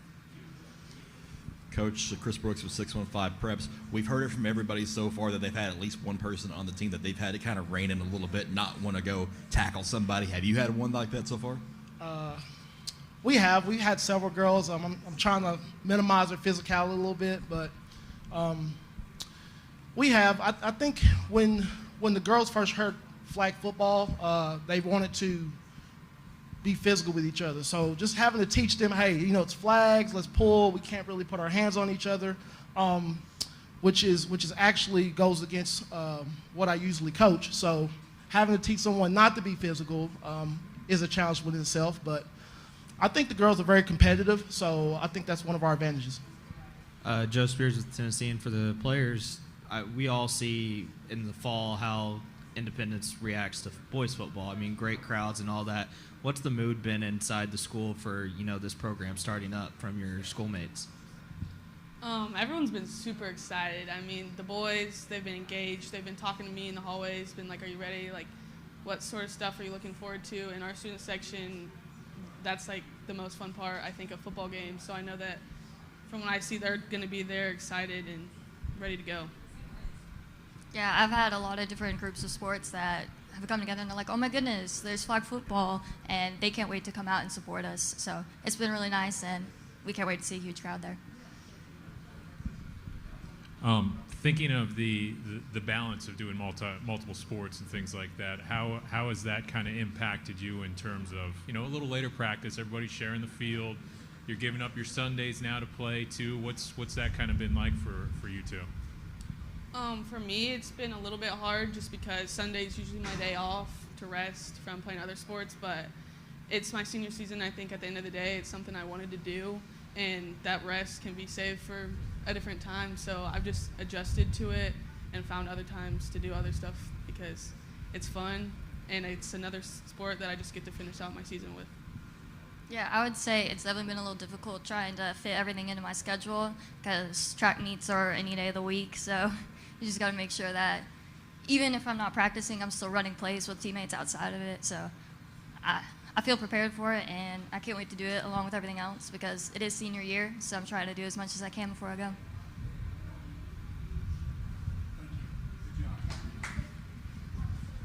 Thank you.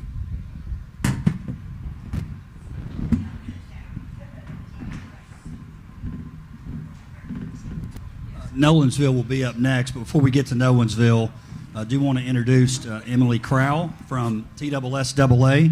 Not only is Emily, she's sort of the representative, so to speak, for TSSAA when it comes to girls flag football, and I learned from Emily.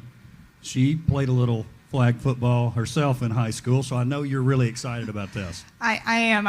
One of the coaches said jealousy, and I kind of felt that a little bit because this would have been a dream for me in high school. I think I lobbied to our school administration many times to start flag football team, and we finally settled on powder puff. So we got to that point, but this is definitely a dream to have a league. Talk about, and we talked to Josh Corey earlier. We talked about the excitement that the Titans had for this to happen, right? For us to have the pilot program, but obviously long term, got to branch out into some other areas. But talk about maybe from the standpoint of TSSAA, what your thoughts have been about it, your excitement about it, and how it really all came to be. Yeah, we're excited, to get it off the ground, and for us, we're looking at participation and for it to grow. And I think, I've never seen us have this, strong of a start to a sport, so I think that's a really good sign about how it's going to grow. We've already had other communities ask us how do we get involved, so that's exactly what we want for growing a sport to the point that we sanction it. So I definitely think we're on a good start, and I think next year we'll really see the effect that your league has had and getting everyone interested in the sport. So it's going to be great. And what have you thought so far about the young ladies and the coaches coming up here speaking to the members of the media? They're very impressive. That they should be very proud of themselves. I was sitting over here thinking, we're in the 50th anniversary of Title IX this year, and it's such a cool thing that we can still be creating opportunities for young women in sports. So this is kind of really a momentous occasion that we're still doing that, and they all represent themselves so well, and I love seeing that we have, athletes who are playing other sports and also kids that have never played a sport who are now getting involved in girls flag football. So that's really exciting. That's always what we're looking for, is to grow participation numbers. Very well said, and we appreciate TSSAA for what you do throughout the year, and certainly for this opportunity. I do want to, and I'm putting Emily on the spot here a little bit, and I don't know what the mic's at. I think Charles has it. If anyone would like to ask Emily a question before we move on to Nolensville, you're certainly welcome to do it to get a TSSAA viewpoint. Anyone? Charles? Yeah, if you didn't mind expanding a little bit on just the mentality of what this would have meant for you, as a young athlete coming out, because I'm really interested in that. That was Coach Mancini for Ravenwood that had the same kind of reaction of like, oh, I wish I would have had this opportunity.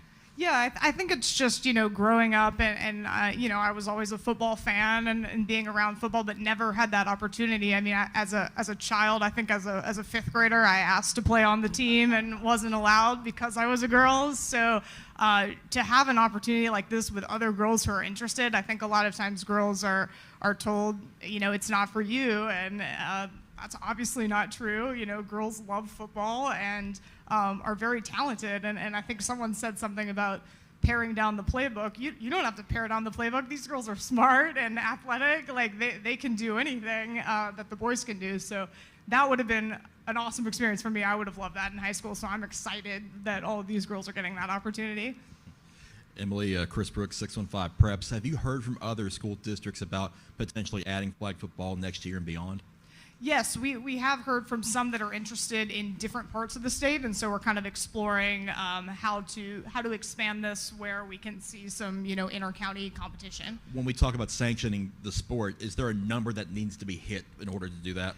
Not necessarily a number. We're trying to follow, like Josh said, with Florida and Georgia. They kind of followed a model where they started in one county and then hit the counties surrounding that, and then I think by year three we're sanctioned. So that's kind of what we're looking to do, and I think we can hit those, whatever that imaginary number is, pretty fast.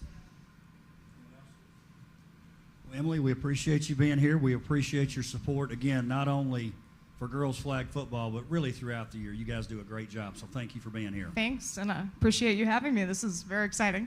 Nolensville High School is up next. Coach Kern, if you guys will come up. Coach, if you'll sit in the middle here, one on each side.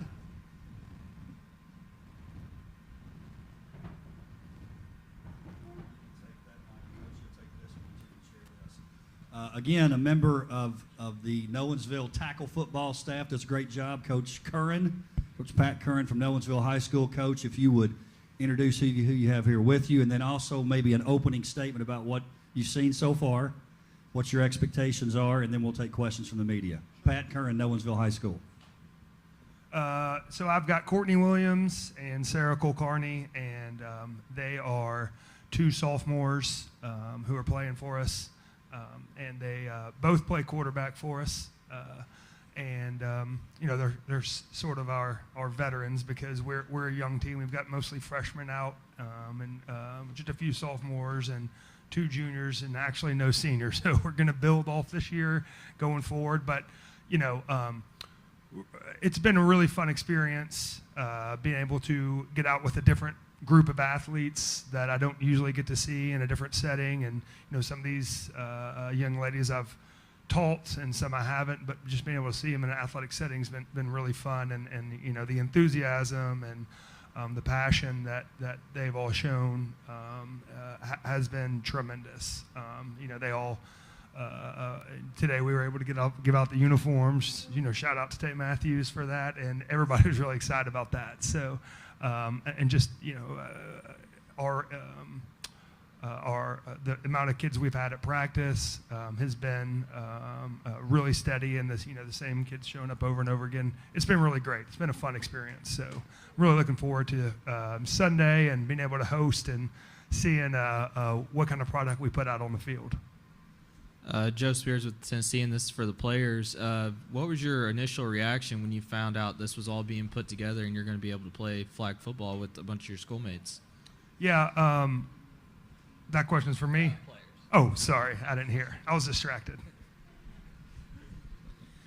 Honestly, I was pretty excited about the whole idea because I've always been a big football fan. Like, I love the Titans and the Bengals, and then Ohio State for the college teams. And I grew up throwing a football with my neighbors, so being able to play like flag football, it made me pretty excited.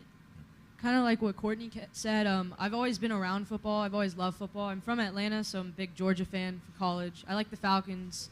And, I've always remembered just watching football and with my family and my friends. And whenever there was a football around, I'd always grab the football and throw it around. And it was exciting to find out that I'd get to be able to play for school, which is fun. Chris Brooks, 615 Preps. Coach, we talked from Centennial earlier about the influence that the 7-on-7 for the guys in the summer had. How much did you have to carry over from 7-on-7 and help them with the girls?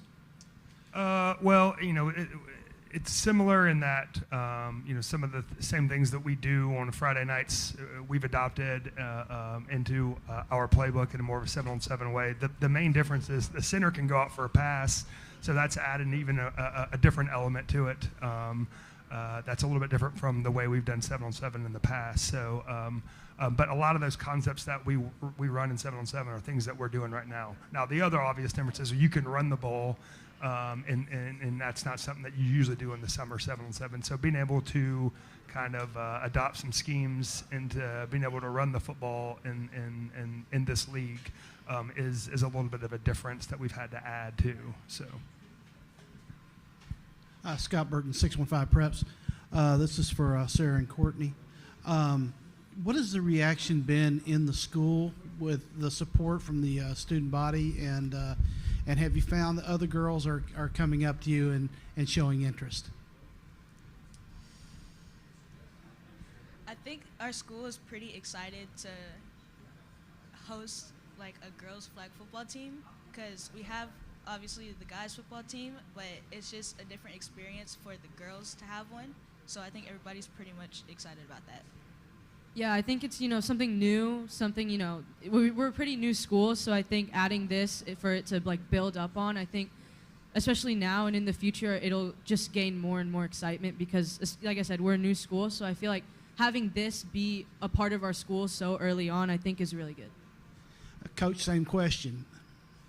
Yeah, I think there's been a lot of interest. A lot of the faculty's been really interested in talking to me about it, and I'm really looking forward to and interested to see what Sunday looks like. We get to host the first weekend, so that's a really exciting thing for us. And Brentwood and Ravenwood are coming over, so schools relatively close in the area that we have a familiarity with. So it should be a good time and a good crowd. So I'm really looking forward to Sunday and seeing how the support and hopefully what we've seen from the faculty and the student body carries over into a crowd to come support us on Sunday. Charles with the Williamson Herald. Coach, talk a little bit about the makeup of this team, because there's a lot of youth for you out there, and in terms of having a lot of youth, I feel like we're going to have a lot of new competitors as well. So what's that like for you, and how are you kind of approaching this? I mean, it's a new sport, and you got a lot of new faces, it seems like. Yeah, so it's new for everybody. Like no one has any returning players. So while we are young, you can see on the roster we're mostly freshmen, but that I don't feel like that is necessarily an impediment for us, because again, there's no one's had a team before, and really right now we're just working on putting the best players out there and finding where everybody fits the best, which is a challenge, because I've never seen these athletes in this capacity before. So just find out where everybody fits in and putting the pieces in is a little bit of a challenge, and I think it's going to be kind of something that develops along the way, and I'm sure it will be with everyone else, looking to see once we start getting into competition who stands out, where they stand out, and that kind of thing. But we're excited about the youth we have, and they were just talking about possibly getting this sanctioned in year 3, and that would be most of our team would be able to participate in a TWSAA sanctioned sport, which would be unbelievable. That would be very exciting. I know for me, and I know for Courtney and Sarah, who if that timeline holds, they'd be able to be seniors on the first TWSAA sanctioned flag football team. So I know that would be exciting for them. Definitely be exciting for me. Charlie Bateman, homepage. This is for all three of you. What does it mean to be a part of the first flag football season in Tennessee? Well, it's really special, for me to be able to be a part of something like this. We saw, like when we went and had our preseason meeting, we saw how the sport grew in Georgia and Florida, and how big in popularity, and that they are having the same people involved in growing it here and kind of going on the same model. So I believe that I'm really excited about it. I think it's a very special thing. And, I've got a daughter I've got 2 daughters, but one is going to, in 3rd grade, she's going to play flag football for her school this year. So I'm really excited. She's going to come to the game on Sunday, and I'm really excited for her to be able to see these athletes compete in the high school level and be able to give her something to possibly looking forward to, and say, hey, by the time you're in high school, this may be something that is all over the place and has been something that has been sanctioned and played for a number of years. So that's really an exciting thing for me. I feel honored to be able to be a part of this, because I would look back and see, like, the younger girls, I feel like we would be kind of role models, and they can, like, look up and be like, hey, I want to play flag football someday. So it's pretty cool to experience this. Yeah, I feel like when I was in elementary school or middle school, you told me I'd be able to play flag football in high school. I wouldn't think that was possible. So to be a part of, like, the first season, I think is really special, and hopefully other girls that are in elementary and middle school now will see it as, like, a normal thing, like, oh, I'm going to play football, instead of, like, wondering if they will ever get to, if they love the sport. And I feel like Courtney said, like, honored to be part of the first season. And then another question for all three of you. Do you feel like it's an advantage or a disadvantage you start with Ravenwood and Brentwood? Well, it's definitely going to be exciting. I mean, I think, I don't know if it's an advantage or disadvantage to play as no one knows what anyone else has talent-wise, So having those two teams, those two schools come over with, obviously they have a pretty intense rivalry, and being able to host and have that kind of energy at our stadium in the first game, I think that could be a very exciting atmosphere, and I'm hoping that it will, be something to add to the atmosphere there. So I don't know if I guess to answer your question, I don't know if it's an advantage or disadvantage, but I'm excited about it because I think it could be very influential on the atmosphere of the game and all those kind of things. So. Yeah, I think the fact that they're like our rivals and it's a home game and we get to host the whole thing, I think that part of it is an advantage. But like Coach said, we don't know what any team looks like, so I feel like it's anyone's game, but I'm pretty confident in our team, and it's a home, and the environment is much different, and there are rivals, so there's a lot of excitement. I agree with Sarah. I feel like Nolensville and Ravenwood has always had this like rivalry and I don't know the word, just rivalry against each other, and yeah.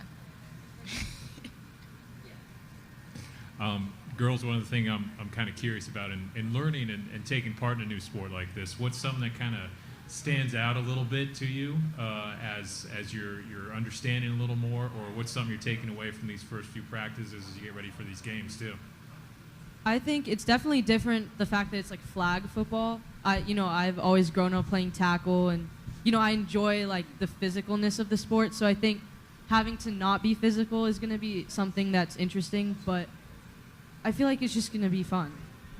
Just any chance to just play the sport, it'd be fun.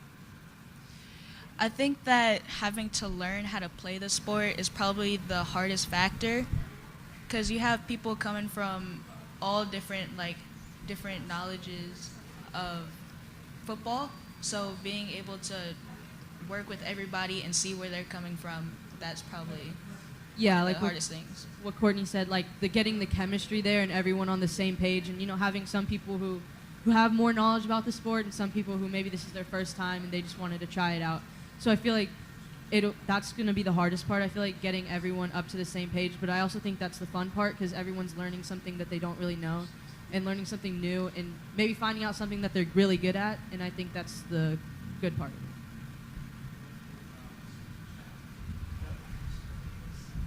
She just answered my question.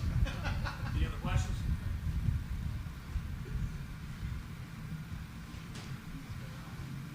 Thank you. Good job. Thank you. Thank you. Good job, Coach. Ladies. Next up, we're going to have Page High School, and I'm going to put Coach Rathbone on the spot just a little bit, but in a good way, as Coach comes up. Coach had a pretty darn good season as head coach of a tackle football team, played pretty deep into December. And so, one of the things we did in the district, and Tate talked about this earlier, is we asked that,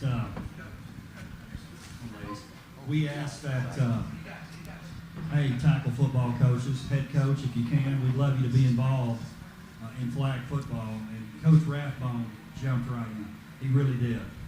Never complained about it. He was excited about it. And something else, too, maybe you guys can ask him about this, but in our first meeting, he came up to me and talked about how much he loved it, how girls are listening, they're into it.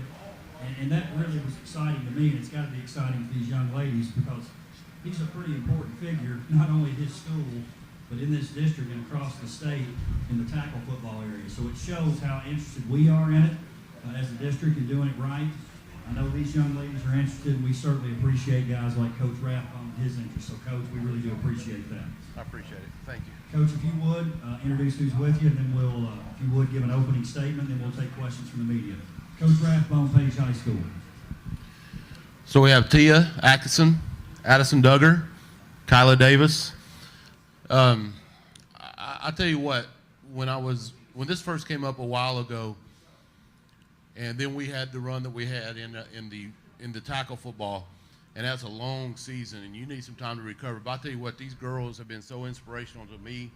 I absolutely love being out there with them and watching them learn and get after it. And I've heard some of the questions y'all asked about the tackling and stuff like that. And and I was thinking, well, they're going to be slower. They're not going to be able to throw the ball. They're going to struggle with catching, and that's not the case. I was probably a typical male that prejudged these young ladies. They're athletic, they're fast, they run well. But man, I was thinking 4:30 practice be done, and they want let's keep going. And they want to go to 5 and 5:15. I'm like, good Lord, ladies, I got to get home. I got to eat. But they're just awesome group to be around. I'm so excited for them. I'm excited about the opportunity. I wish this would have been here years and years and years ago. And the leadership you see from them, the work ethic, everything you could ever want in an athlete we have in these three young ladies and everybody else on our team. I mean, it's just exciting. And the cool thing is you pull from, we got soccer players, and now we got basketball players, and then she used to play softball, doesn't play anymore, but then we got a couple ag girls on the team and a couple of cheerleaders, and it's crazy, just all the different groups that you pull from. So it's exciting. I'm excited for these girls. I'm excited to see what we do on Sunday. I'm excited to see how they execute and catch the ball and run. And, you know, I'll tell you a couple of stories we had at practice, how different it is. My guys, they kind of know, you walk that line and don't be silly. We score a touchdown in practice, and the first thing they want to do is that silly little dance that all the NFL players are doing in there. What's it called, Tia? Yeah, the gritty. You know, we had an interception return for a touchdown today, and these guys got down and did the canoe where they had 3 or 4 girls in and got a canoe like they're paddling and stuff like that. Usually I get mad, but you can't with these guys. I mean, they're just so much fun, and then they get right back into being intense and trying to learn. So I'm very honored to be here. I'm very honored to represent these young ladies. I'm honored to help them learn a little football and have a little fun in the process. Joe Spears with Tennessee, and Coach, you mentioned you have a bunch of players that play all sorts of sports. You have a couple of basketball players coming off a great run through the state tournament. How big have they been leadership-wise for a lot of the younger players? Well, the basketball, to be honest, these are my leaders right here. The basketball girls have been out one day. They came out yesterday, and today they couldn't make it. They had something else they had to do, but I'm excited to get those girls out. Mackenzie Cochran, Lily Wilkins, Sadie Porter could throw the ball 50 yards. I mean, we got 7 or 8 now basketball girls, and so we're excited to add their athleticism to them, but they really haven't been there. So we're kind of, I told these guys, I don't know how we're going to start out, but we're shooting for that tournament down at Titan Stadium, and that's where we really want to be clicking at the right time. Chris Brooks, 615 Preps. Ladies, y'all got to watch the boys go to the state championship game in this past fall.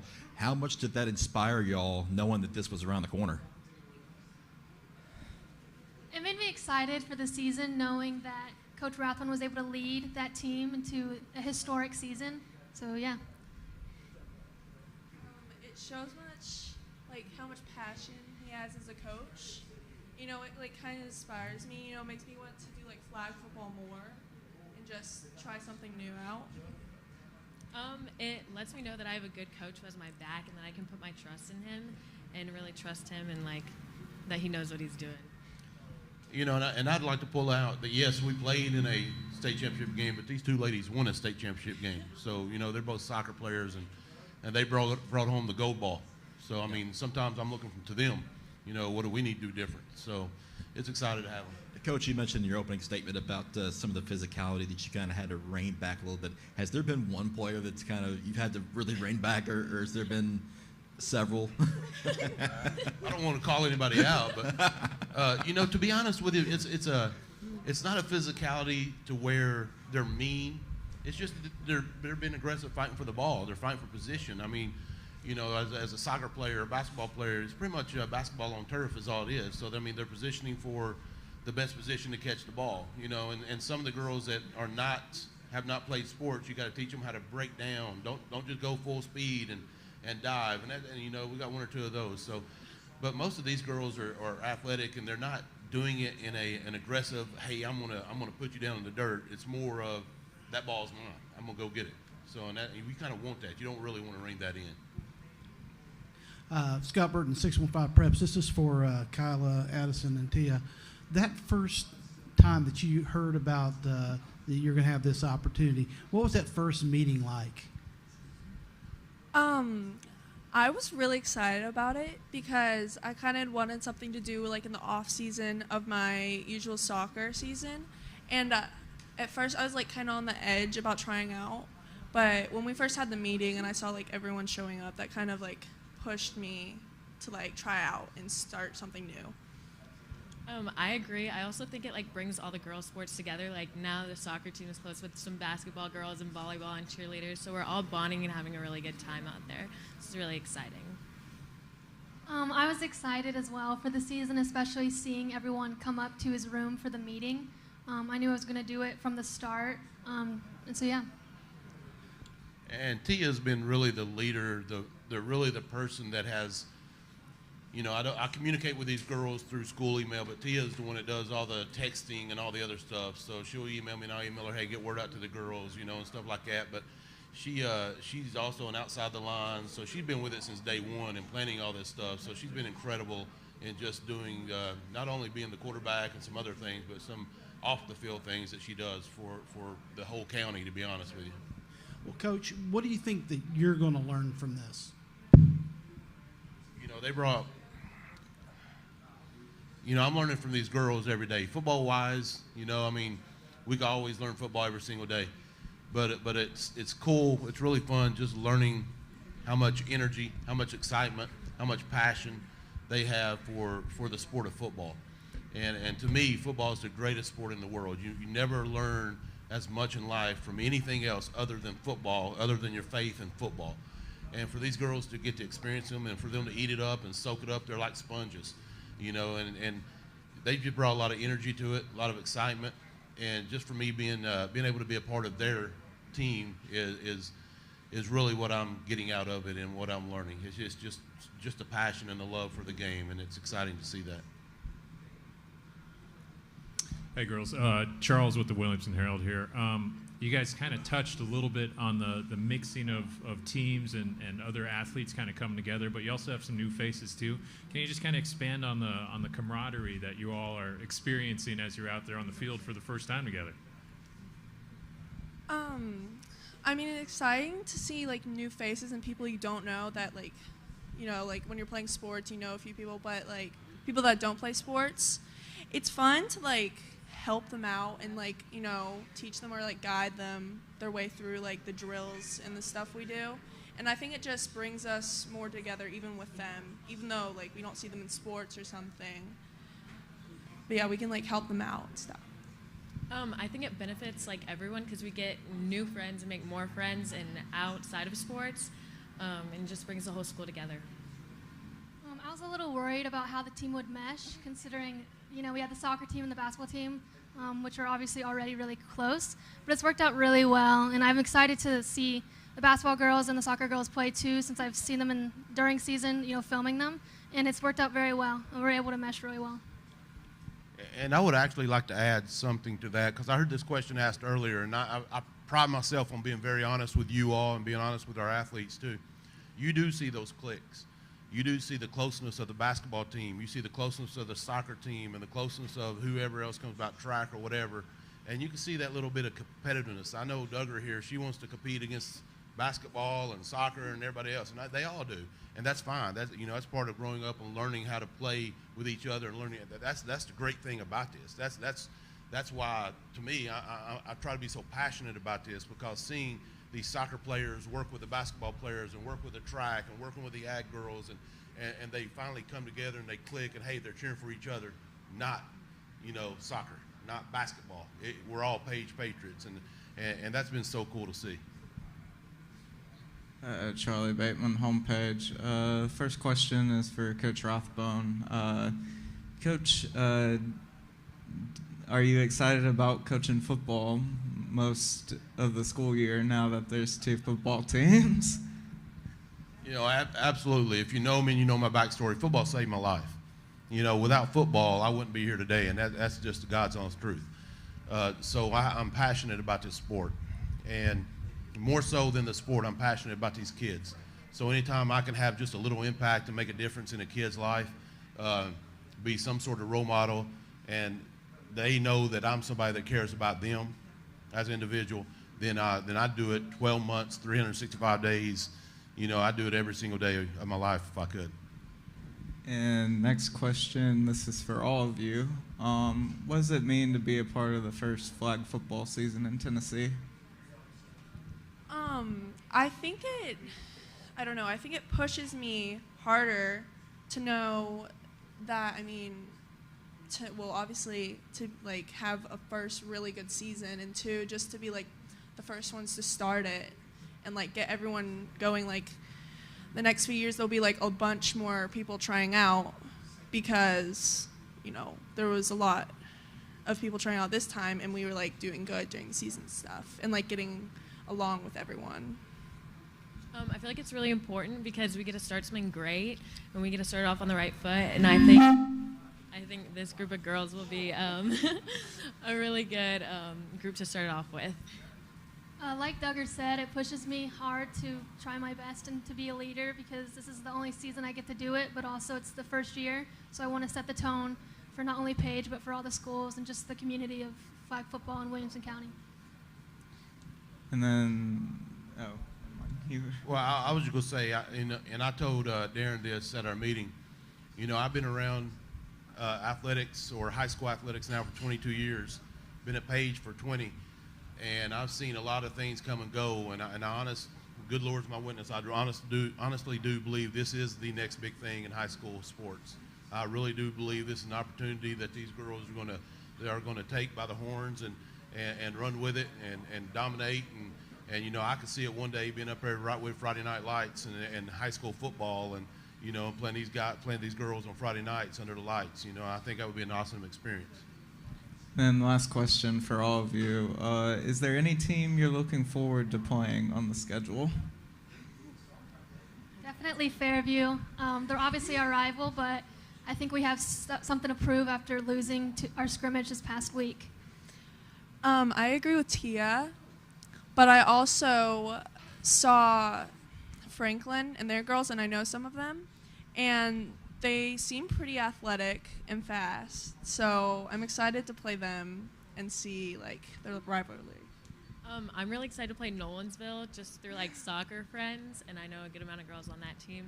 But I'm just excited to play every team and just see people I know and see all the teams.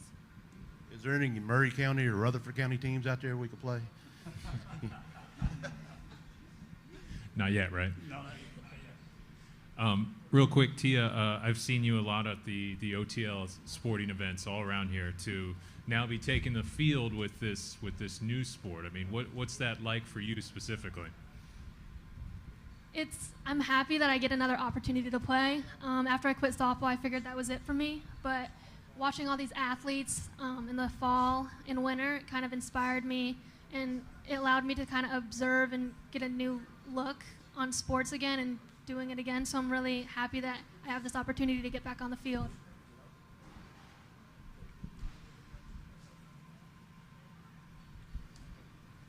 Thank you. Great job.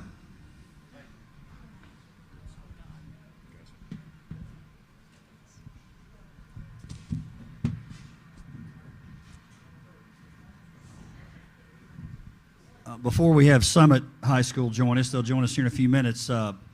Couple points of clarification in the schedule there. You guys have your media guides. You'll notice that we have the 4 different weeks that we talked about. And then on May 7th, that's a Saturday, that's when we'll have the tournament. Again, that'll be Nissan Stadium, which we're excited about. We'll start off with the 9-8 game, so everyone will qualify for the tournament. You can tell by looking at the schedule that there are a total of 9 games. Everyone plays one another. Hopefully we won't have any ties, but if we do, we'll be able to break the tiebreakers. And then we'll do 9-8 will be the first game in the tournament that day. We're looking to start at 10 o'clock, and then we'll just go right down the line with the winner of that game playing the 1, then 2 versus 7, 3, 6, 4, 5, and then the semis and the finals. So we're really excited about that. Again, in our first season, the support of the Titans, the support of the TSSAA has been very important to the success of this. Again, we're at our first annual Girls Flag Football Media Day. We appreciate the folks at MAFIAoZA for having us. Appreciate Tate Matthews Team Sports, and Adidas, Walker Chevrolet for what they do to support the WCS Sports Conference. Such a big part of what we do. And you guys can't see them that are out there watching, but WCTV and Lance West for making this live stream happen. And then also the members of the media here. We certainly appreciate you guys and what all you do for Williamson County. So next up we'll have Summit. We'll finish with Franklin High School and Fairview.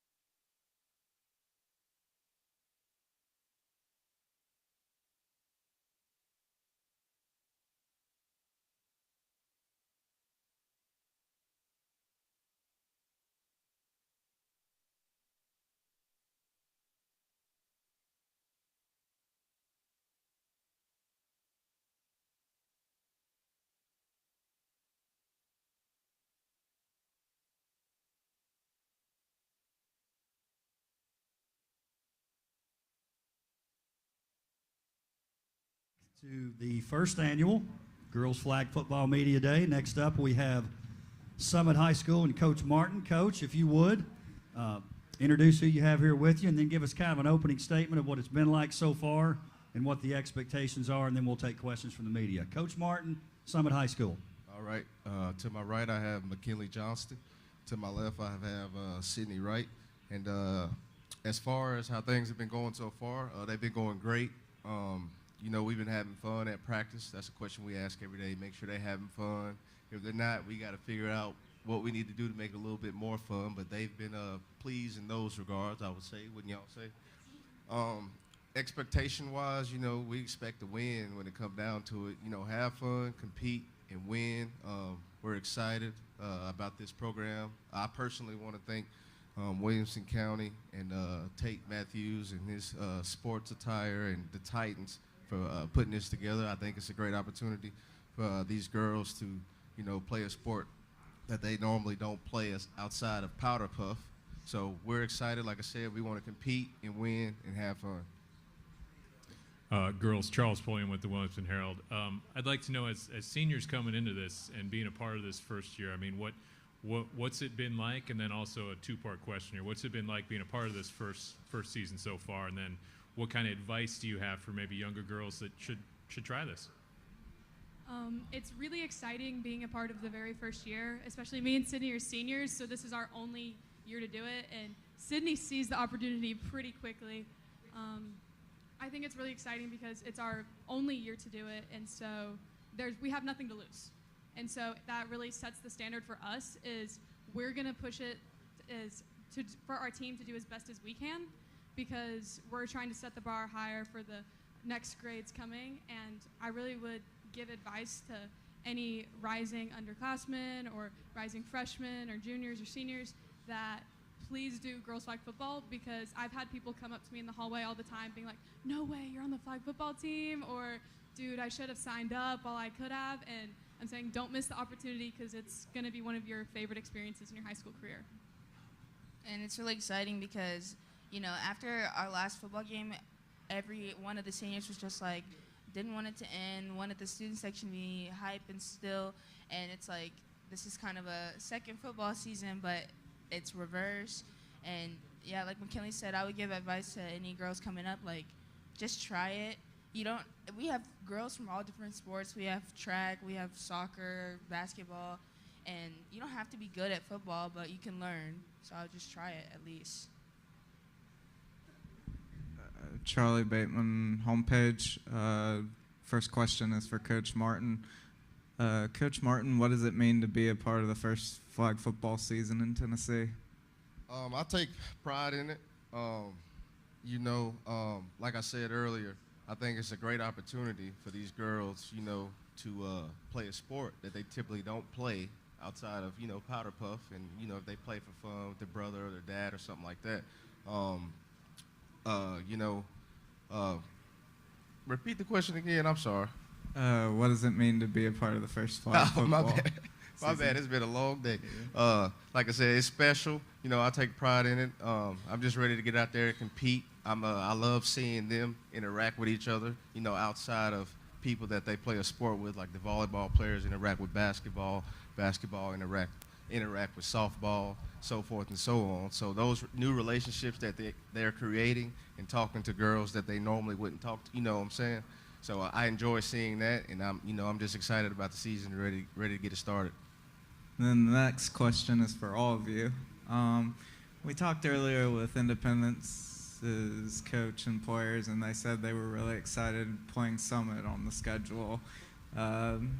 Is the feeling mutual with your team? Oh yeah, the feelings are mutual. Indy Summit Week is one of the best weeks in any sport, and I'm definitely excited. They are the #1 team that I'm excited to play this season. Always excited for a border battle. Yeah, basically to back up what they said, I'm excited to play Indy.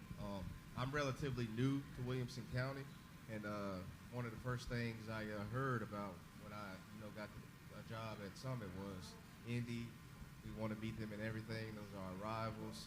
And then, I coach football as well, so our first game playing him, and I saw that atmosphere. I was like, okay, this is for real. And so after being there, I see, I know what it means when we play Indy. So obviously we want to win and beat Indy. So.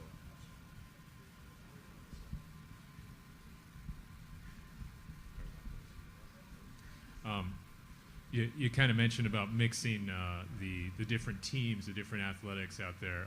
What's that meshing kind of been like? I've been asking this to each question for you, Coach, especially in terms of having different athletes from different aspects of sports here coming together to learn something new. What's that kind of been like? What are you seeing from the meshing, and how's the camaraderie overall? The camaraderie is great. One thing that I realized with our team is they pick up on things fast, and they also ask great questions. Like me and my other two coaches, we get shocked at some of the questions they ask, because they're, like I said, very good questions. Better than, some questions the football players ask. So, and the camaraderie, like I said, it's been great. Like, I think a lot of them have made new friends from the time we've practiced outside of, their teammates on their respective sports. So that's been great to see. Everybody's been getting along, and they've been competing and having fun. So we're just going to try to keep it going. Scott Burton with 615 Preps, and this is for McKinley and Sydney. What was your experience with football before you had this opportunity? My experiences was just the school football. You had your student section and the normal football games, and it was a very loving atmosphere because we had such a good team. So it's just like we loved winning, and it was just fun. So. Yeah, I would say that it's pretty much just been our experience level has been like watching our football team. Me and Sydney are both really close with a lot of our friends on our football team. Our athletic community at Summit's really tight-knit. And so it's been always fun going to football games because those are some of your best friends playing, and you're also standing next to your close classmates and friends cheering them on. So now taking the place of actually being on the field is something that me and her have never done before. But it's very exciting because all of our the football players at our school keep coming up to us and being like, dude, you're also playing center? I got to give you some tips sometime. But we should practice. Coach, what I know they answered some around their peers, but what have you seen in the school that this is effect this has had on the student body? I think McKinley said it earlier. A lot of girls, when this opportunity presented itself, they were, excited about it because, like, we've all seen the Powder Puff game and how competitive and fun that is. But, like, to actually know that this is, like a real league, I think that brought a lot of excitement. And then as far as, the atmosphere and stuff around the school, I think it's a calm before the storm right now. I mean, we, as coaches and teachers, we don't hear probably as much as they do. I mean, other teachers and stuff, they ask about it, when's your games and stuff like that.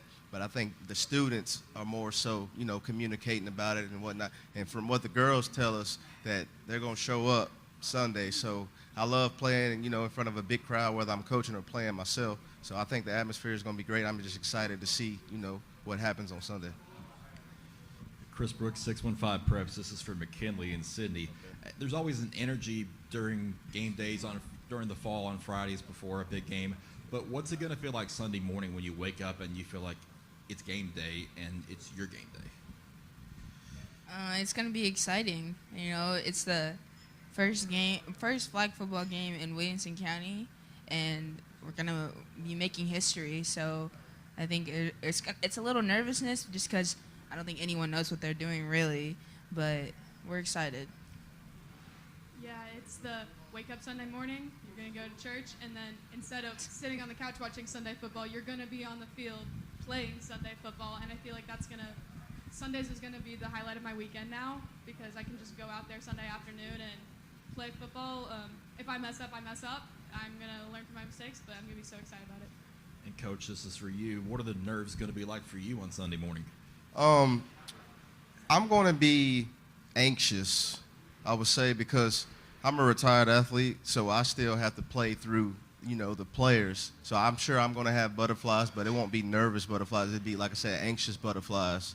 I'm same way and wake up, go to church, and be ready to go. like I'm playing. So I hope they bring a lot of energy and compete and bring, and just give 100% effort. Joe Spears with Tennessee, and Coach, rules-wise, just how different is this compared to what you're used to doing in the fall? I actually have a 7-on-7 background. I play in adult leagues myself, so I'm familiar, with the rules. The only rule that I really wasn't was a little different was the rushing rule.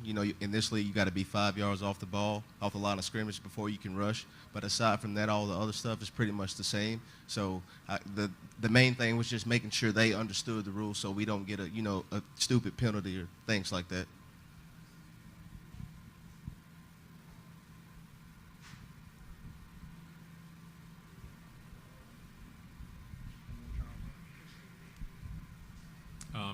Thinking in terms of finding the time here, especially for you girls, and being seniors out there. I mean, to give up the Sunday, kind of expand on that a little bit of just the timing of this and the process of making it to practice usually a little later because you're sharing fields, and just finding that time as seniors to be able to play. I would say that obviously half of our team plays a different sport, so we don't always have everyone at practice because someone has a game or someone else has another practice that they have to go to. But I feel like that's what makes our practices so unique and so important, is because when we are there, everyone is fully focused and all in, and we'll practice wherever we have to. We've practiced on the practice football field, we've practiced in the gym, we've practiced in the commons, and we've also practiced in the parking lot. We will find anywhere it takes to practice, and we are so excited for Sunday and fully prepared. For me, it's really it's such a blessing having coaches and teammates who are able to work around everything. Like McKinley said, if the gyms are taken, then we're in the commons. If the commons are taken, we're on the field. Like, we're just always able to work around. And when this first started up, I was really excited, but I was like, man, how am I going to be able to do this? Because I do shot put and discus, and we have meets and practices during the week. So when I found out it was going to be on Sunday, I was like, yeah, thank you. Like, it was just a blessing in disguise, I guess. But, yeah. Thank you. Great job, Summit High School. Next up is Franklin High School.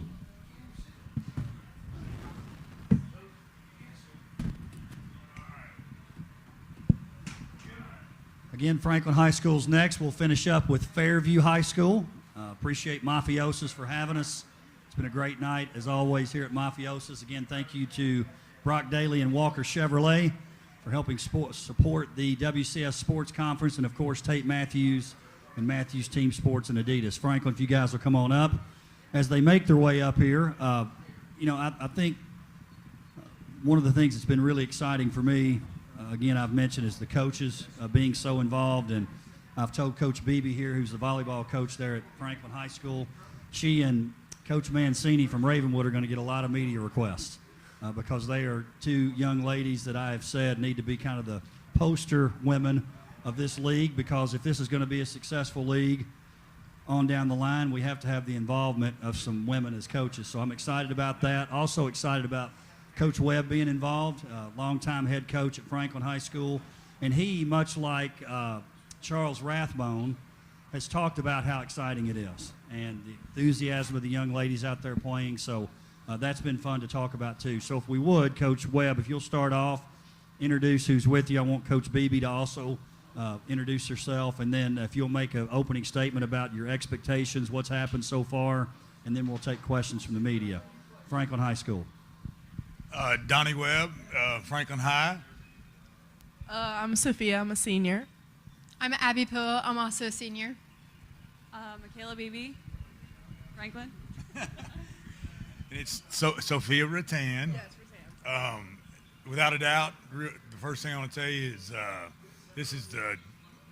I'm just so happy that they're doing this, number one, giving these young ladies the opportunity, and then second of all, giving us the opportunity. It might be the most fun coaching I've had in the last 10 years. It's awesome.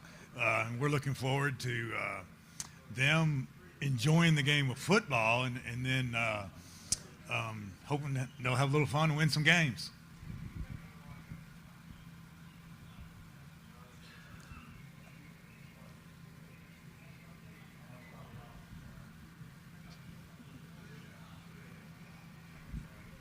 Charlie Bateman homepage.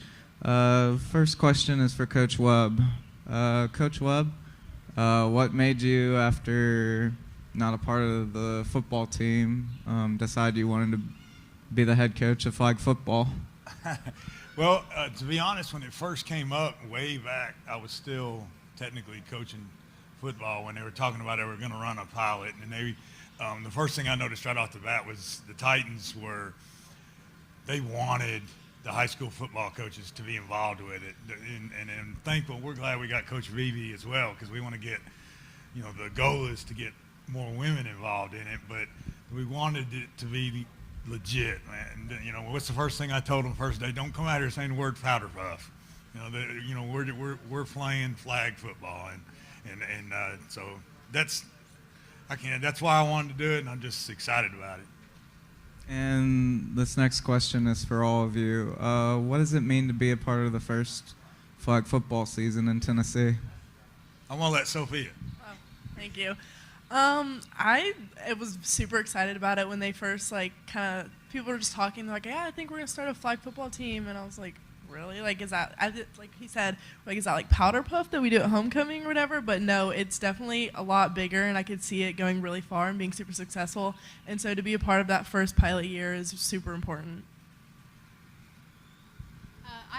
I totally agree. I think it's crazy that we finally get to have flag football. I always got to play with boys, and we didn't have a team, so I think it's super crazy to finally have our own team, and it's only girls, and we already so many people are talking about coming to the games. I think that's just so fun that we have our own football team. And last question, which is also for all of you. Do you feel like it's an advantage or disadvantage that you're starting with Centennial with Battle of the Franklin? Coach, maybe you want it?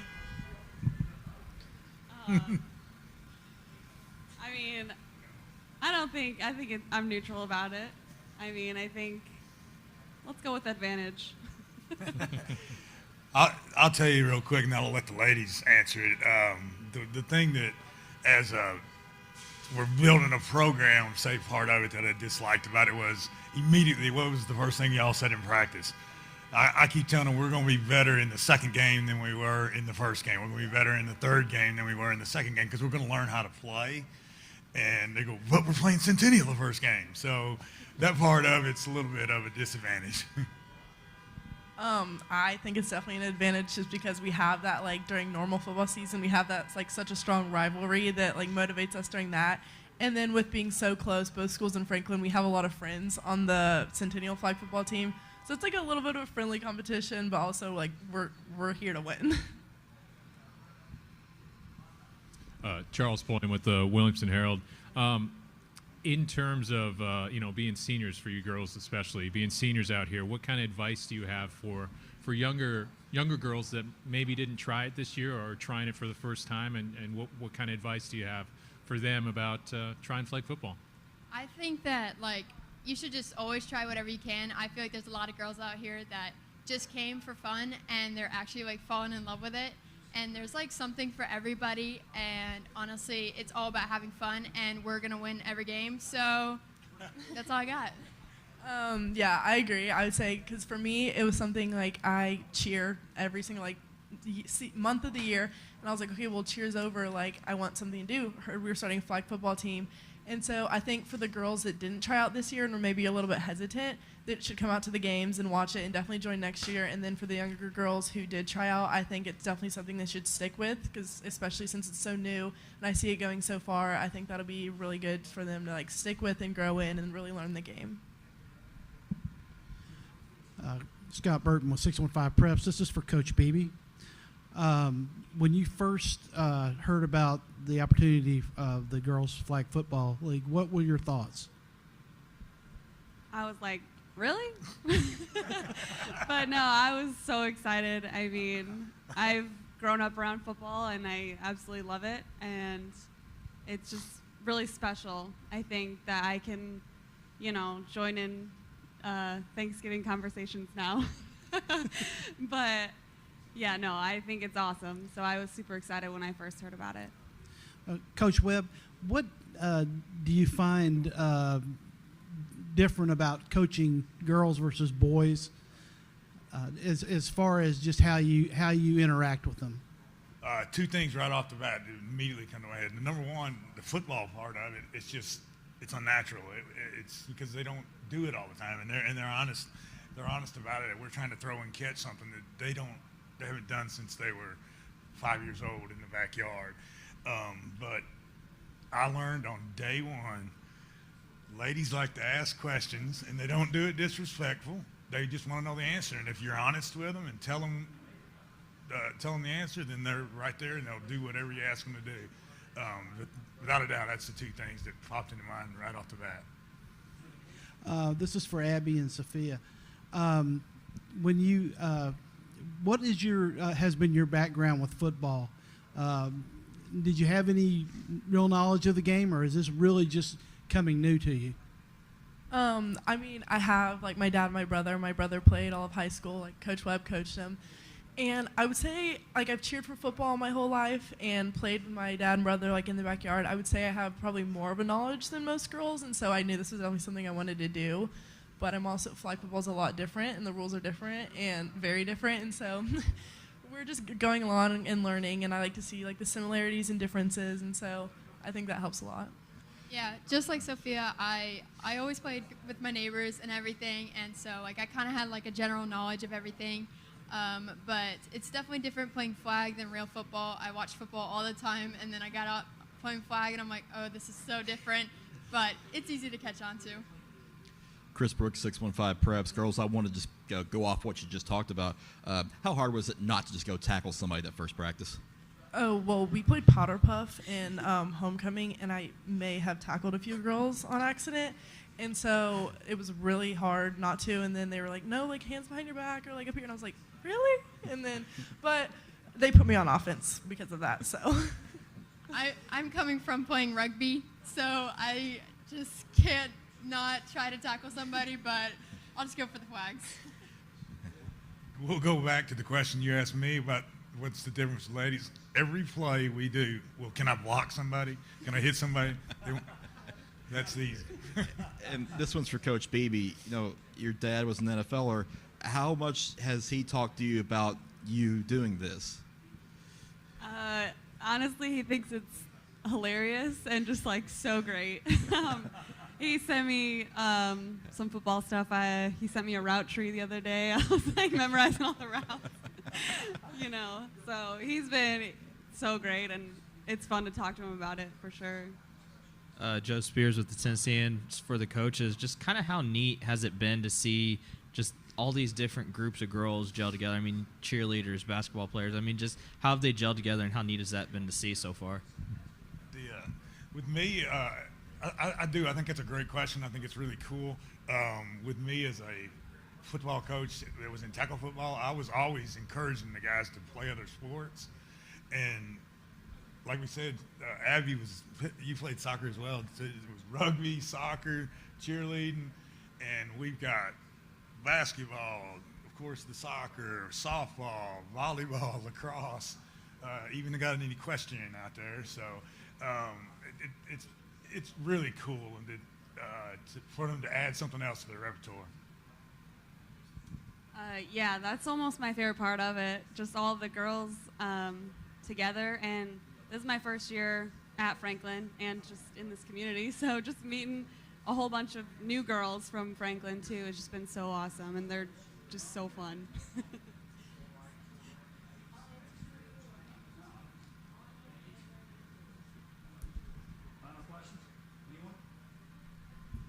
Good job. Thank you, Franklin High School.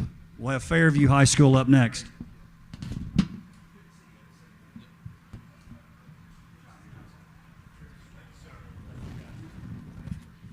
All right, as they make their way up here, Fairview High School's our last group. We're saving the best for last, Coach, you said. Coach, if you'll sit here in the middle, ladies on either side.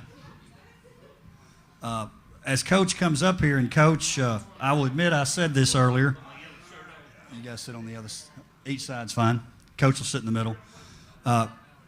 Coach Hughes has experience flag football. He plays at a very high level. He was one of the coaches who talked to me about it early on, about his excitement and wanting to be involved in it. So I think everybody in the district understands his commitment to flag football. But, Coach, I did say that maybe because of that you might feel in just a little bit of pressure, because I think the expectation is Coach plays, so they're just going to dominate the league. So I'll be interested to see if you guys ask him that, or if, Coach, you could address it when we start off. But guys like Coach Hughes, it's the reason this is going to work, because he is so excited about it, and he is trying to rally the whole community to get behind it. So I'm excited about that, and I know the girls are too. And really, I can say that about all the coaches, but he was certainly someone that early on, he and I had quite a few conversations. So, Coach, if you would, starting off, introduce who's with you, talk about your expectations and what's happened so far, and then we'll take questions from the media. Chris Hughes, Fairview High School. Thank you, Darren. I do feel a lot of pressure, so I think we're going to go 0-8, so anything better than that is great. I'm just joking. I'm Chris Hughes, the head coach at Fairview. I have two great ladies here with me. So not used to sitting between two girls instead of a bunch of football guys, so this is a little different. This is Alyssa Berg. She's from Texas, came here from San Antonio, and now she's at Fairview. We're happy to have her. She got here. And this is Alyssa Andrea. So if you say Alyssa, you're good. Andrea and Berg. I call her Texas so I don't get them confused. And Alyssa's our cross-country state champion, and she's running track right now, and so is Alyssa Berg. I have several softball players and track runners on the flag team. So that's good with the introductions. These are two wonderful students, wonderful athletes, and I think both are having a great time with flag football. Joe Spears with Tennessee. And, Coach, just how important is it for this to be getting started, and how much support have you guys seen from the school? Well, and Darren knows this, but I've appealed to TWSAA for 8 years to have this, not just from Williamson County, but across the state. Georgia has a state association that has flag football, Texas, New Jersey, Florida. And when I go to tournaments out of town, those women who were girls in high school are so much better than the ones that I can bring from here because of that experience. And I felt like we were getting left behind. Then when NAIA started having flag football and some D3 schools, and now they're giving scholarships, then the word started to get out. But because the Titans and Josh Corey got behind this, put some money behind it with the NFL play and all of that stuff, now all of a sudden it's happening. Thank goodness for Darren and Josh Corey and them convincing the TWSAA that we need this. You know, a lot of people think we don't need it for equity because we have as many girls' sports. But for these girls to get a chance to play the game of football that they usually just watch and cheer on, and there's a lot of passion and heart, it's really cool to see them playing the game and the guys getting to put that cheer them on and have that passion from other side and basically return the favor. So I just think it's a great thing. I think every state will adopt it eventually. It is the fastest growing sport in the United States and across the world. And I know several people on the Team USA team. The Olympics in 2028 is supposed to have flag football. So, and it's built around the women's game. Chris Brooks, 615 Preps. This is for the girls first. When you guys found out that this was going to happen and you know that your coach is very experienced in flag football, what was that like for you initially? It was pretty cool. So I was new here. Over Christmas break is when I moved from Texas, and I had no idea there was going to be a flag football team or anything.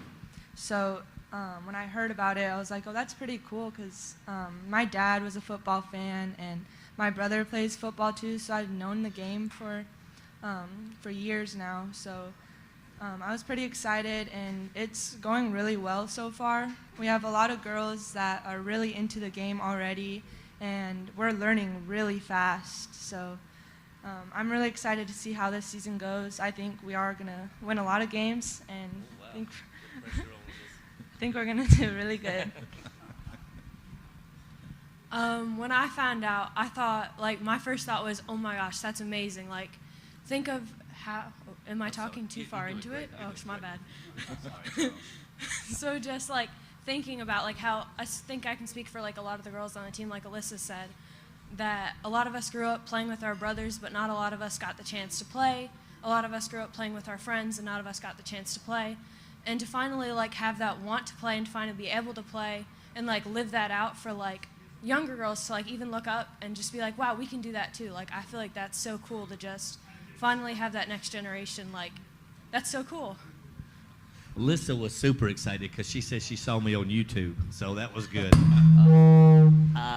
But I tell the girls all the time that I played for 30 years in the NFL, and they really buy into that. They don't know it's the Nashville Flag League, but that's where I got my start, and so it's a little joke we've got, but we really don't talk about that a lot. They get out there and they're so interested in learning, running routes.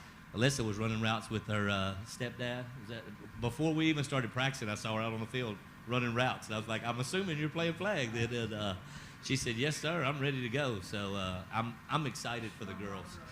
Coach, I'm a little surprised y'all don't have the yellow jerseys instead of the black ones. I mean, did you push for those? You know, it's hard to find the Fairview yellow. It's really hard to find that color. And I think Tate was being very cautious, but our girls really like this. We have yellow shorts, so it'll kind of set it all. We've ordered some black ones too, but Tate did really good. The girls loved the jerseys today. We had a team picture made today, and everybody was excited. So, and I let them keep them. I hope they're coming back when we play. So. Coach Scott Burton, 615 Preps. What has been the reaction in the school to the girls' flag football league? I tell you, there's a lot of skepticism from some that how this is going to work. A lot of excitement from others. I see a lot of people interested in it. What I think is going to happen, I think it'll happen at every school.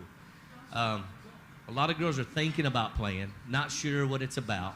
And when they see the product and they see how exciting it is and how much fun these girls are having, next year you're going to see the numbers go up at every school to where eventually we have JV flag football. I mean, that's where it's headed. Right now, there's a few teams in the county that could do it now that have like 40 and 50 kids. With us with 24, just varsity. But I think people are wondering what is going to happen. It's just a lot of curiosity. But I have heard that Summit is bringing a student section Sunday to Fairview. So I've got to get my student section rallied to counter that. I think that would be so cool. Summit told me that they're bringing a bunch of guys to cheer on the girls.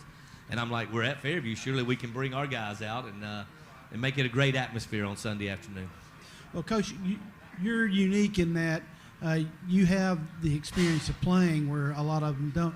What is it about flag football that may be different that people are going to learn, going to see, and what are some of the similarities?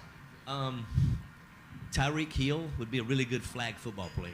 I'm not sure that Aaron Donald would be. So it's a game of quick twitch, fast hip movement, and speed. I think that the flag football game, especially at the pro level that's being played now, it's all about speed. And I'm not talking about running a 4.4. I'm talking about stopping on a dime here and going back that way at full speed. And you have so many people that can do that. It is crazy.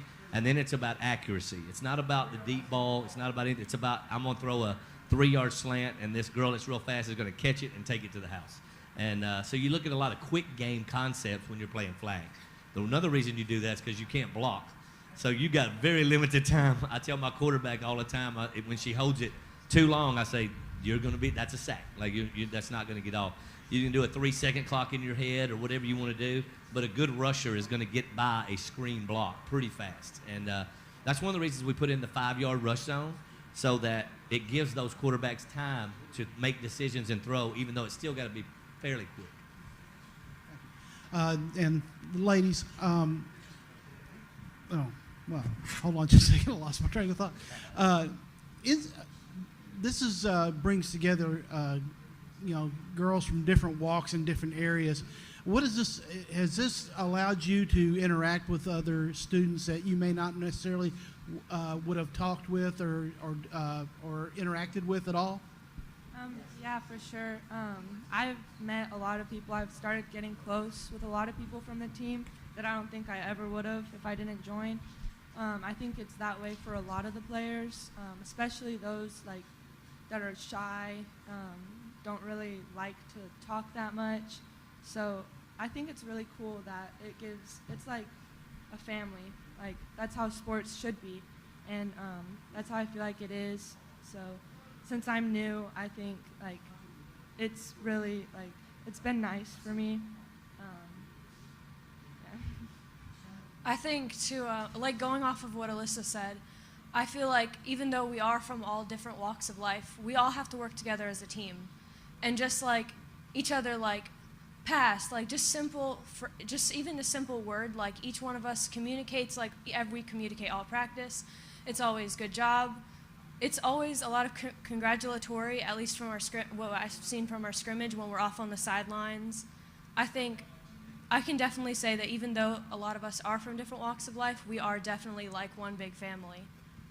I think that's a great question, because just to tell you the dynamic, I have 2 or 3 girls that have never played a sport organized at all. I have a soccer player who is a superstar and going to be one of the best flag players in the league. I have 2 or 3 basketball players that are really good. I have these track and cross country stars. We have volleyball players. So we have all of these players who really didn't know each other. They knew of each other. Now they're on the field together for just a couple hours a week, but they're getting to build that bond. And what I like about what I see, and a lot of credit to my assistant coaches. My wife Stephanie is one of the assistants, and Tim Campbell, who both play flag with me when we travel. And she keeps those girls involved on the sideline, and there was a lot of hype. We had a little scrimmage with Paige, but it was so exciting. Even the girls on the sideline were learning and asking questions, and it fired up every time a good play was made. So it was really fun, and I can see that bond that you were talking about, where girls from different areas of the school now have something, a common thing together. So it's a great question. Over here, Charles with the Williamson Herald. Girls, especially here, doing multiple sports at the same time. I'm just curious about how you balance your time and how you stay focused for both of these. So football practices are typically like 1 day or 2 days a week, and they're later in the day, so they usually don't interfere with other sports. But sometimes it is hard for, like, we have players that are in track, softball, and flag football, and so they have to, like, make sure they make it. Like Summer Anderson, one of our quarterbacks, she goes to track for a few minutes, works on what she needs to, goes to softball, and then we'll make it back to flag football. Like, I get her tired every time. She's already tired every time. Yeah. So, we all, like, just work around, like, flag football, like, the times are flexible, so it's good for those who play many sports, and it keeps them active, too, in shape. I think adding on to what Alyssa said, not just looking at, like, extra sports, but looking outside of school, like with work and with other things other girls have going on, like AAU and all of that. I think Coach Hughes had done a great job with scheduling practices and scheduling, like, certain meetings in school so we can go over things and get it all together. And I think he's done a great job with working around our schedules. Well, Charles, that has been the most challenging, because there are so many things. And I'm so used to saying, you got to be here. And now I'm saying, that's okay. You should make it tomorrow. Make it next time. It's all good, you know. So the whole demeanor, I tell these girls, it's first year, I want it to be so much fun with no pressure, that even if you're only able to come to 1 or 2 games, come out and enjoy the experience.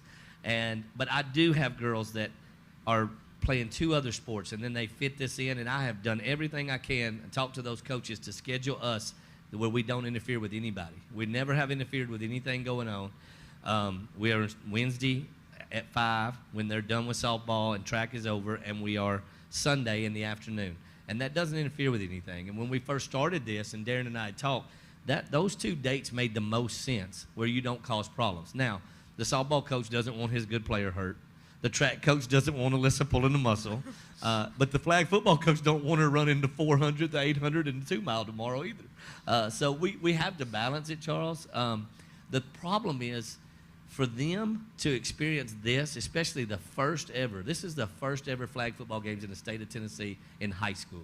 They're always going to be able to be a part of that. So I would hate for any of them that wanted to do that to miss it. And so I always say, be here and have fun is the only 2 rules we have. You know, show up when you can. And I try not to be overly bearing on people that have conflicts, because a lot of people work jobs, like she said. They are playing other sports.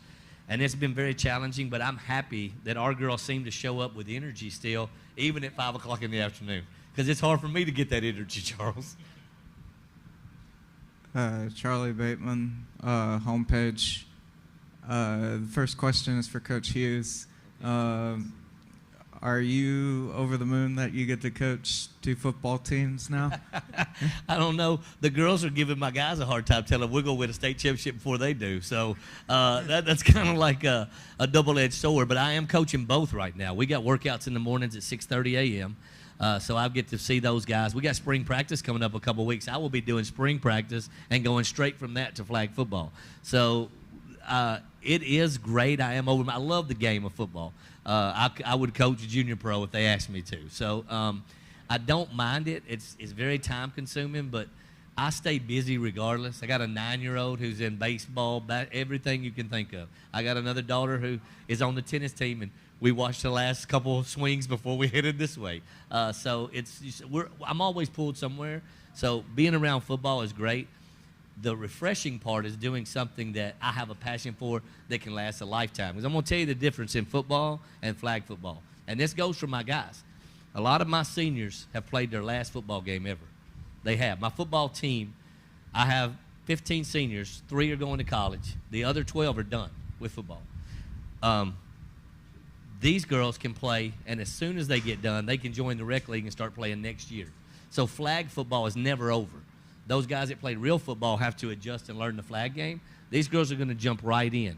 And the level, I think what everybody's going to be shocked about, everybody always asks me, what is the best thing? You're going to be so shocked at how much talent the girls have at what's considered a guy's game. But you're going to be shocked at the catches, the runs, the passes, the things they do. I played the tournament in Orlando, Florida, and I saw several women making one-handed catches in the middle of a crowd, juking people and leaving them laying on the ground, all those kind of things. And you're going to see it with these high school girls, and it's going to be so exciting and so fun because you haven't seen it before. So it's like these girls are going to be the trendsetters. But it's a lifelong sport. Am I over the moon? I'm over the moon all the time. Every day I wake up is a good day. So God is good and takes care of us, and being around these girls makes my heart full, Charlie. Next question. This is for all of you. What does it mean to be a part of the first flag football season in Tennessee? It feels really good. So we're making history, and I'm really excited to see how this season is going to go. So we have a lot of seniors. I'm a senior, so this will be my first and last season. But I'm really excited. I'm glad I got to come and be a part of it. I feel like for me, I think this is an amazing and wonderful thing I wasn't gonna play, and then my younger sister came up and she heard about the flag football, and she was like, "You're gonna play?" And she was so excited, thinking she looked at my mom and she's like, "I didn't know girls could play flag football." And my mom was like, "Yeah, they can now." And just seeing the excitement on her face, it made me want to play. And I'm very grateful I did because I enjoy it so much. But to just be a part of to literally be a part of history and to see all the littles who can now look up and be like, "Yeah, we can play too now." That's going to be so cool. It's amazing. And what's really cool about Alyssa from Texas has flag football, but her high school was so small they didn't have tackle or flag. So they had basketball, which she played, and when she came here, now she's getting to play flag for the first time in Tennessee when they've had it in Texas for about 4 years. And then last question. We talked with some of Paige's players earlier. They said they were looking forward to playing you guys. Is feeling mutual? Yes, and Paige and us have a healthy rivalry. Rathbone wanted a scrimmage, and I knew why he wanted to do it. So I know that Paige got a lot better as we went on, and so did we. So that scrimmage was great for us, but it was very friendly. You understand the rivalry. I know a lot of people don't like Rathbone. I like Rathbone. So he's not near as good looking or charismatic as me, but he's a good dude. And so I'm trying to help him. And you know what? I'll help any of the coaches because I have played a lot, so I have some things. Not all of them work. My joystick doesn't work at practice. Summer doesn't pitch it to who I want her to.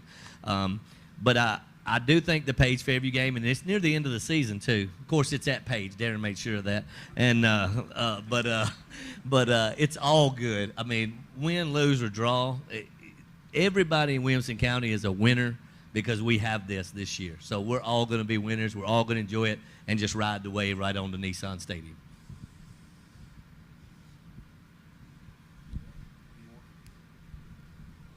Thank you, Coach. All right. Thank you, Appreciate Darren. it.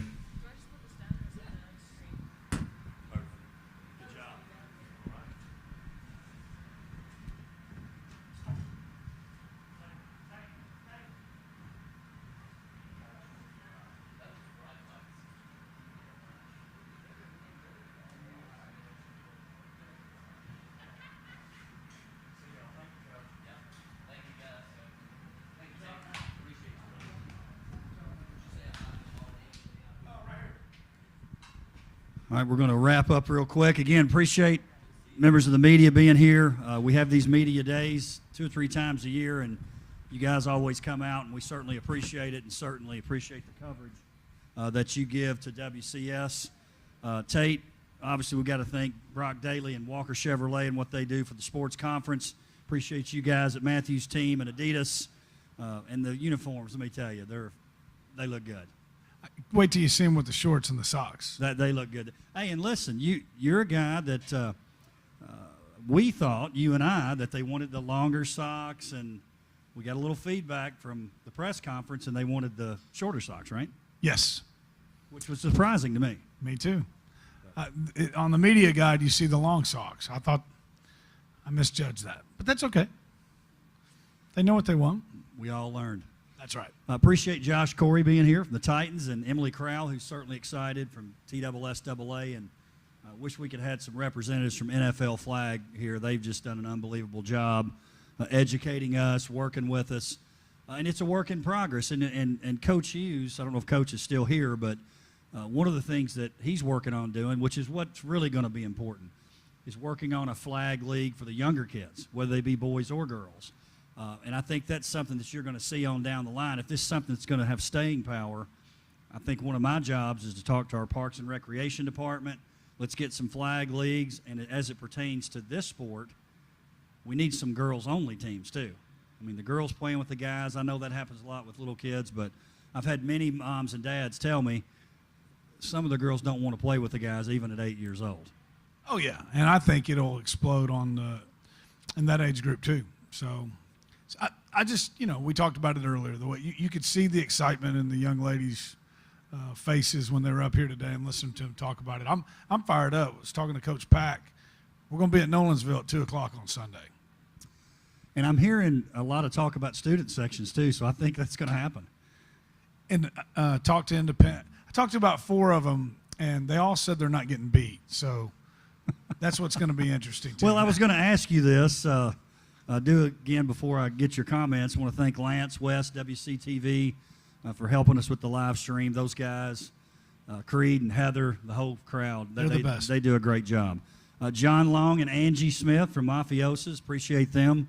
And then our Outside the Lines group, Tia Atkinson, Caitlin Cohee, McKinley Johnston, Brooks Taylor, behind the scenes. Tia and McKinley had an opportunity to be in front of the camera, so to speak, and they did a great job. But here's what I wanted to ask you, because I know you're getting some inside information. Talk about the teams and your expectations for who's going to do what as we finish up here. Well, Brentwood seems to think they're going to be pretty good. Well, you notice I said something to Coach Evans, and he never denied it. No, he didn't back off it. and they all, strong soccer program. They have the track and field program, right? So they feel like they can run. I know Coach Mancini was talking about she said we have a girl that's fast as lightning. I was in the back, and Gabe goes, well, we got 5 that's fast as lightning. So anyways, he sold me. Of course, did you hear anybody else saying the things that Coach Hughes is talking about? I mean, no. I bet they've got wristbands, and there's no telling how. I think they're going to come out the sharpest early, but my early prediction is Coach Evans has made me a believer. I'm going with the Bruins. I think they're going to be right there too. Certainly, I think Coach Hughes will do a great job there at Fairview. But after that day that we went out and did the skills clinic, I'm telling you, Franklin, I think Franklin has a lot of soccer players with that speed that we talked about. And I think, too, and I say this as a compliment with Coach Webb, you're not going to see 40 different things. You're going to see 4 or 5 things done really, really well, and I think that's going to bode well for the young ladies when this is the first time they've done it. Not that they can't do more things, like Emily said. She's like, don't tighten up the playbook. Let the playbook be the playbook. But I do think that confidence of knowing, hey, I've got to zone in on these 4 or 5 things I do well. And that's the way he coached and did it very well. Yes. I'm going to be interested to see what the balance is run to pass, because a lot of these guys, it's going to be tempting to them to call a pass play a lot, right? When maybe the right – let's find out if they can pull the flags first. That's what I would do. Well, that's interesting you say that. When the NFL flag group came in to do some training, that's one of the things they said. Let's talk about some drills to pull the flags, pull the flags, pull the flags. Don't tackle. Let's pull the flags. So that was a big discussion. And I'm also thinking, Coach Hughes was talking about who would make a good flag player. I think about Hal Mummy. I think he would make a great flag coach because there's a lot of 2 and 3 yards. Coach Hughes talked about that. There's a lot of 3-yard passes and then make a play from there. So we'll see. A lot of running quarterback. I heard some there's almost single wing-esque. There's going to be there's no limit on how many times the quarterback can run. There's a couple of them that are talking about my quarterback can run and we're going to run her. And listen, we'll finish up with this because you spend a lot of time with these guys, especially when you're talking about ordering uniforms and taking them their mouthpieces and all these different things that you had to do, and we certainly appreciate you doing that. There's excitement and there's nervousness. Oh, big time. Big time. Especially like the guys that aren't normal head coaches, right? I mean, now it's on them. Can't blame it on Gabe, can't blame it on Finch or Crawford now. Tay can't blame it on Coleman. So, I think it's going to be fun. And then, of course, that's the way he wants it. But I think it's very well known that Coach Hughes he definitely has the target on his back. He does, the pressure, whether he wants it or not. Tate, appreciate you being here. It was a blast. Very well done. And how cool is it that all these guys stayed this whole time, man? It's great. It's great. Thank you for joining us for Girls Flag Football Media Day. We'll hope to see you at a game on Sundays.